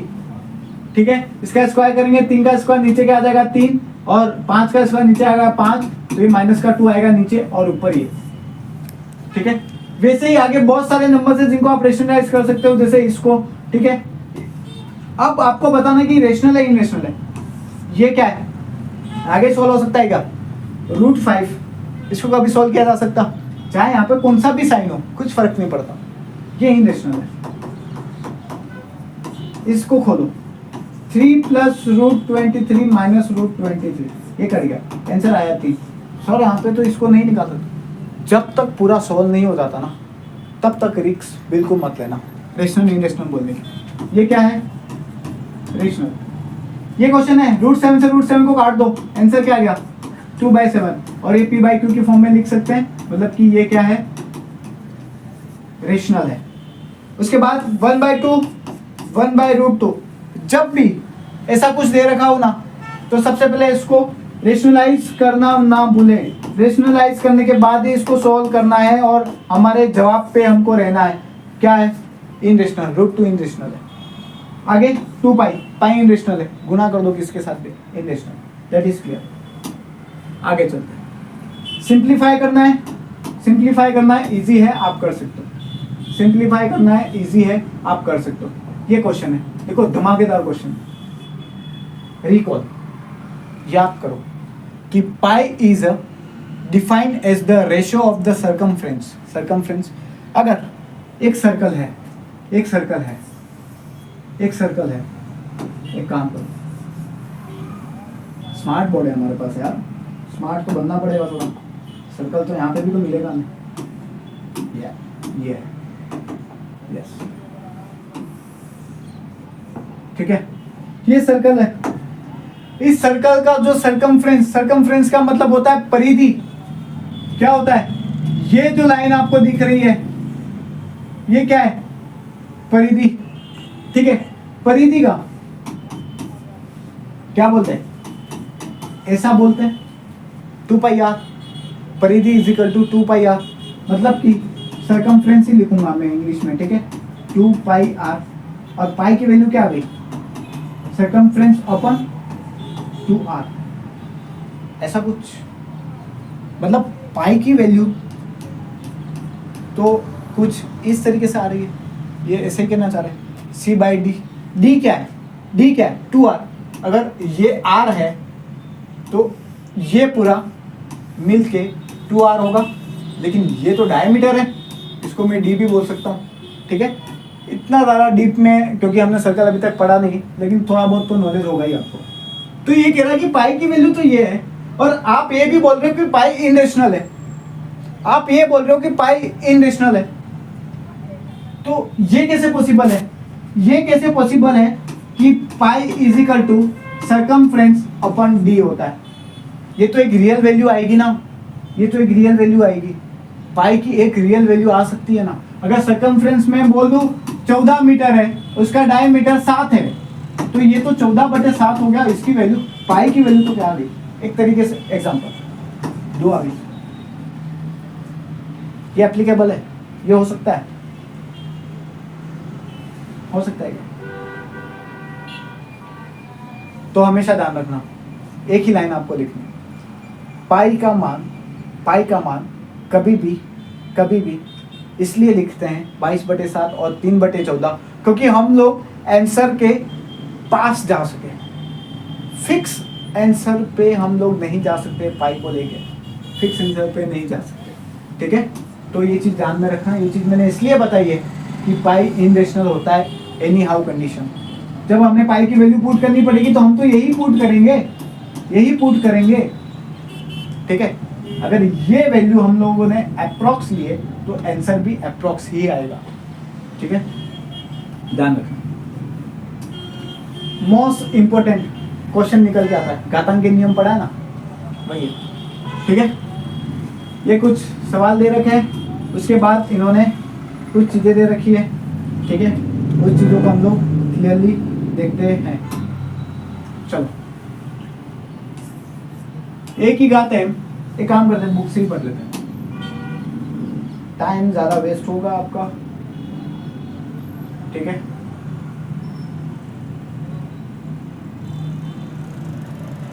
Clear आ रहा है अंदर, चेक करना, क्लियर दिख रहा है ना बॉयज? ओके,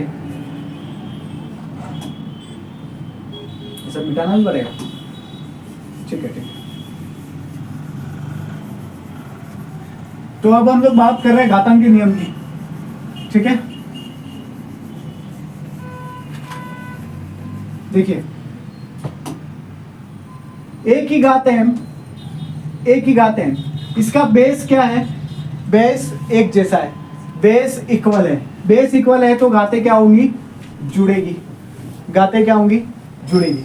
आगे अगर कुछ इस तरीके से दे रखा है, अगर कोई संख्या है उसकी घात है और कोष्टक करके एक बार और घात दे रखी है, तो इन घातों को मैं क्या कर सकता हूं? गुणा कर सकता हूं, मल्टीप्लाई कर सकता हूं। जब घातें बेस सेम होना चाहिए, हमेशा ध्यान रखना, बेस सेम होना चाहिए। एक कंडीशन है, यही कंडीशन है कि बेस सेम होना चाहिए। सेकंड चीज, एक ही घात m अपन एक ही घात m, अगर जब ये फ्रैक्शंस में है, बटे में दे रखा है, तो घातें क्या होंगी? घटेंगी, घातें क्या होंगी? घटेंगी, ठीक है। तो इसको क्या लिख सकते हैं? एक ही घात m माइनस n। अब देखो अगर बेस अलग अलग है लेकिन घातें सेम है, बेस अलग अलग है लेकिन घातें सेम है, तो हम लोग बेस का गुणा कर सकते हैं और घात को सिंगल रूप में लिख सकते हैं, ठीक है। आगे चलते हैं, यही चीज है। अब मुझे बताओ एक की घात 0 1 होता है, ये चीज तो आपको क्लियर होगी, मतलब कि एक की घात 0 भी 1 होगा, 2 की घात 0 भी 1 होगा, 3 की घात 0 भी 1 होगा, ठीक है। That is clear, okay. अब कोई ये पूछेगा कि सर 0 की घात 0 क्या ये होगा? ये होगा 1, ये 1 होगा क्या? सोचो 1 होगा क्या? इतने में थोड़ा सा आगे बढ़ते, ठीक है, मैं आंसर दूंगा उसका। आगे देखो, अगर घात कुछ इस तरीके से है तो इसको ऊपर ले जाने के लिए मैं क्या करूंगा? इसको घात को माइनस कर दूंगा, ये दोनों इक्वल है, एक ही घात दिस एंड दिस, ये दोनों इक्वल है, ये दोनों क्या है? इक्वल है। जब नीचे घात दे रखी ऊपर ले जाओ, कुछ फर्क नहीं पड़ता, ठीक है। तो ये चीज है। चलो इस पे आते हैं, क्या ये हो सकता है? अब देखो ये क्यों नहीं होता? ये नॉट इक्वल टू वाई, देखो ये आता कैसे? अगर एक ही घात 2 है, एक ही घात 1 है, लॉजिक देखो, तो इसको ऐसा लिख सकता हूं, तो ए आया। दूसरी चीज,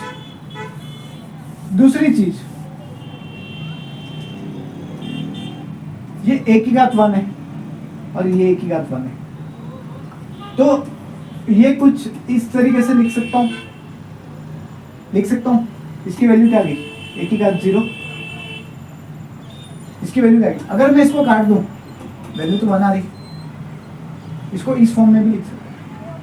अब 0 के लिए अप्लाई करते हैं, 0 की घात 1, 0 की घात 1। पहली चीज तो ये जो लिखा हुआ है ना, ये एप्लीकेबल नहीं है, नॉट डिफाइंड। 0/0 आप कैलकुलेटर में करके देखो क्या आएगा? एरर, नॉट डिफाइंड, ठीक है। तो ये चीज यहाँ पर नहीं होती है, उसका रीजन है, ठीक है, रीजन है। आगे चलते हैं, तो ये एप्लीकेबल नहीं है, ध्यान में रखना, 0/0। तो आगे क्वेश्चन सॉल्व करते हैं। जैसे कि ये क्वेश्चन सॉल्व किया है कि 17 की घात 2, 17 की घात 5 बेस सेम है, घातें जोड़ दो, क्या आ गया? ये आ गया। चलो आगे चलते हैं, ठीक है। ये -5 था तो -5, ये माइनस का 3 आ जाएगा, ठीक है। इसे सॉल्व कर सकते हो। ये है, इन दोनों घातों को गुना कर दिया, ये है, घातों को माइनस कर दो, ये है, क्या करना है? यहाँ पर लिखा हुआ है 7 की घात -3 और 9 की घात 3 -3, दोनों घातें सेम है, इसको आप 7 × 9 घात 3 लिख सकते हो, ठीक है। सॉल्व करो, आंसर आ जाएगा, ठीक है। तो यही चीजें हैं जो आपको सॉल्व करनी है, और क्वेश्चंस को और अच्छे तरीके से सॉल्व करते हैं हम लोग। जैसे कि ये क्वेश्चन आ गया, ये वाला 2 की घात 2/3, 2 की घात 1/3, 2 की घात 2/3, 2 की घात 1/3। बेस समान है, घाते जोड़ दो, आंसर आपका। ठीक है, सॉल्व दिस, क्या आ जाएगा? ठीक है, क्लियर। आगे चलते हैं, अगला क्वेश्चन क्या कह रहा है? ये क्वेश्चन ले लो, 3 की घात 1/5 की घात 4 की घात 4, ये घात है, हमेशा ध्यान रखना। एक चीज बता रहा हूँ, बहुत काम आएगी, एग्जामिनर्स धोखा देते हैं उनको। कैसे? अगर ये ऐसा लिखा है और ऐसा लिखा है, ये हालांकि समझ में आ जाता है। एक और चीज देखो, ऐसा लिखा तो इसका मतलब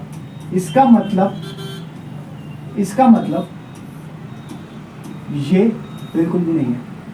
ठीक है, इसका मतलब ये बिल्कुल भी नहीं है। ठीक है, ये 2 की घात है, इसको सॉल्व करना पड़ेगा। इसको सॉल्व करो, इसका आंसर आएगा 8, तो इसका आंसर आएगा 10। और ये क्या आएगा? ये नॉट इक्वल टू 6, ये गुना हो रहा है। ये घातों को टुकड़े में लिखा है, टुकड़ों में लिखा है। 7, ये 4 लिखा है, मतलब ये टोटल ये है। एग्जामिनर का लिखने का तरीका ये है। आई बात समझ में? इसको एक्सचेंज भी कर सकता हूं, इसको ऐसे भी लिख सकता हूं, लेकिन इसको एक्सचेंज नहीं कर सकता, इसको ऐसा नहीं लिख सकता, ये इक्वल नहीं होगा, इसको ऐसा नहीं लिख सकता। ठीक है, तो ये चीजें ध्यान में रखना। तो ये हो गया, और ये हमने पढ़ा है, सारी चीजें यही बता रहे हैं। अब देखो कुछ इस तरीके का हो, एक क्वेश्चन ले लेते हैं ताकि चीजें पूरी क्लियर हो जाएंगी। इसको इस तरीके से लिख सकते हैं, मैंने आपको बताया। ठीक है, आगे वाले पेज पे चलते हैं। ठीक है, देखो अगर √7 क्यूब रूट कर दो की घात 4 है, तो इसको मैं 7 की घात 1/3 और ऐसा लिख सकता हूं। मैं चाहूं तो इसको ऐसा लिख सकता हूं, और यही चीज कहने की कोशिश कर रहा है ये। कैसे? इसको देखो, इसका मतलब तो यही हो गया ना, इसका मतलब तो यही हो गया, इसका मतलब तो यही हो गया। ठीक है, तो लिख सकते हैं। तो इस प्रॉपर्टी से ये क्वेश्चन सोल्व होंगे। जैसे ये देख लो, सॉरी ये तो हो गए। ठीक है, आगे कौन से सॉल्व करना है हमको? देख लेते हैं कुछ अलग सा क्वेश्चन। एक क्वेश्चन देख लेते हैं, एक आरपीएससी में क्वेश्चन आया था, वो क्वेश्चन कुछ था, देखना।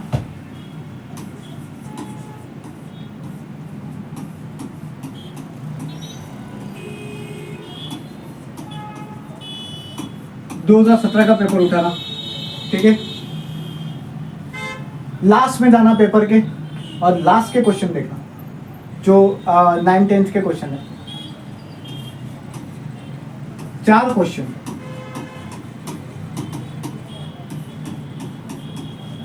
क्लास 9th चैप्टर 1 के 4 क्वेश्चन क्लास 9th के। एक क्वेश्चन मुझे याद आ रहा है, √1452 अपन 1857, ऐसा कुछ था, थोड़ा सा डिफरेंस हो सकता है।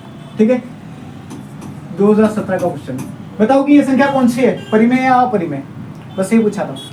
तो मैंने हमेशा बताया, जब भी जिसका स्क्वायर रूट हम नहीं निकाल सकते उसका अवधि गुणनखंड करो, प्राइम फैक्टराइजेशन करो। 1452 2 का करो, क्या आ गया बताओ? 7 2 6, फिर क्या आ जाएगा? 3 6 3, फिर क्या आ जाएगा? 1 2 1, फिर क्या आ जाएगा? 11 11 11 1, ये क्या आ गया? तो इसको मैं इस तरीके से लिख सकता हूं, इस तरीके से लिख सकता हूं। ठीक है, इसको इस तरीके से लिख सकता हूं मैं। अब देखो जो जो कॉमन है वो बाहर निकाल दो। 2 कॉमन है, 11 कॉमन है, और √3 तो अंदर ही पड़ा रहेगा। अब यहाँ पे कुछ भी हो, 8 हो 9 हो, ठीक है, कुछ भी क्वेश्चन दे रखा हूँ, ये इसको कितना भी काट ले, मुझे नहीं पता कट रहा है नहीं कट रहा, ये इसको कितना भी काट ले, √3 को कोई भी नंबर काट सकता है, इसका कुछ नहीं काट सकता, मतलब √3 तो ऐसे ही रहेगा, कितना भी काट ले √3 तो ऐसे ही रहेगा, मतलब कि इनरेशनल नंबर, ये इनरेशनल नंबर इजी था, अभाज्य गुणनखंड करने थे, बस इतना ही तो पूछा था आपसे, ठीक है। आगे चलते हैं, ये क्वेश्चन याद आ गया तो मैंने बता दिया आपको, ठीक है। बाकी सारी चीज़ें सेम ही है, इसका इसके साथ गुणा करो, 3 की घात 4/5, या फिर इसको कुछ और तरीके से भी आप सेटिस्फाई कर सकते हो, ऐसे ही करना है, ठीक है। सारे क्वेश्चन देते हैं, इन सारे क्वेश्चंस को आप सोल्व करो, मैं चाहता हूँ कि आप सोल्व करें, ठीक है। ये लिखा हुआ है 125 की घात -1/3, इसको आप उल्टा कर सकते हो, कैसे, 1/125 की घात 1/3, इसको लिखोगे 1/√125, ठीक है। 125 का क्यूब रूट क्या होता है, 5, आ गया आंसर, ठीक है। तो यही चीजें हैं, बहुत इजी क्वेश्चंस है, ये क्वेश्चंस आपको सॉल्व करने हैं। और आर डी शर्मा के चैप्टर नंबर 1, चैप्टर नंबर 2 और चैप्टर नंबर 3, तीनों चैप्टर, मतलब क्लास 9 का पहला चैप्टर और आर डी शर्मा के फर्स्ट, सेकंड, थर्ड, ये तीनों चैप्टर सेम ही है, उसके रिगार्डिंग ही है सारी चीज़ें। तो सारी चीज़ें हमने क्लियर कर दी है, ये होगी समरी, हमने क्या क्या चीज़ें पढ़ी। और ये चीज़ इंपॉर्टेंट है ना, इसको ध्यान से पढ़ना, इसको ध्यान से पढ़ना, इस सारी चीज़ को ध्यान से पढ़ना, ठीक है। समरी बहुत ज़्यादा इंपॉर्टेंट है, जब भी चैप्टर खत्म हो समरी को पढ़ा करो, ताकि चैप्टर रिकॉल हो जाएगा आपका, ठीक है। तो इसी के साथ हमने चैप्टर नंबर 1 क्लियर किया। करीबन कितने घंटे की क्लास बनी है, ये बनी है 2 घंटे के आसपास, ठीक है। बहुत मेहनत करनी है, पहला चैप्टर बहुत लेंथी था, अब सेकंड चैप्टर, थर्ड, फोर्थ, 5 में ज़्यादा टाइम नहीं लगेगा, 40 मिनट की ज़्यादा क्लास होगी। तो आप लोगों से रिक्वेस्ट है कि आपने अभी तक TLC प्रतापगढ़ के चैनल्स को ज्वाइन नहीं किए हैं, जैसे कि टेलीग्राम चैनल का, और टेलीग्राम तो ज्वाइन कर ही लेना, बहुत फ़ायदा होगा आपको, बहुत फ़ायदा होगा। इंस्टाग्राम पे ज्वाइन हो सकते हैं, यूट्यूब तो आपको शेयर करना पड़ेगा, QR कोड से नहीं, चैनल को शेयर करो डायरेक्ट अपने दोस्तों के साथ, और थोड़ा सा सपोर्ट करो ताकि चीज़ें और ज़्यादा ईजी होंगी, हम लोगों को भी थोड़ा सा मज़ा आएगा पढ़ाने के लिए, ठीक है। तो द लर्निंग क्लासेस में आपका अमूल्य समय देने के लिए बहुत बहुत धन्यवाद। मिलते हैं दूसरे चैप्टर के साथ, पॉलिनोमियल्स के साथ। जय श्री राम।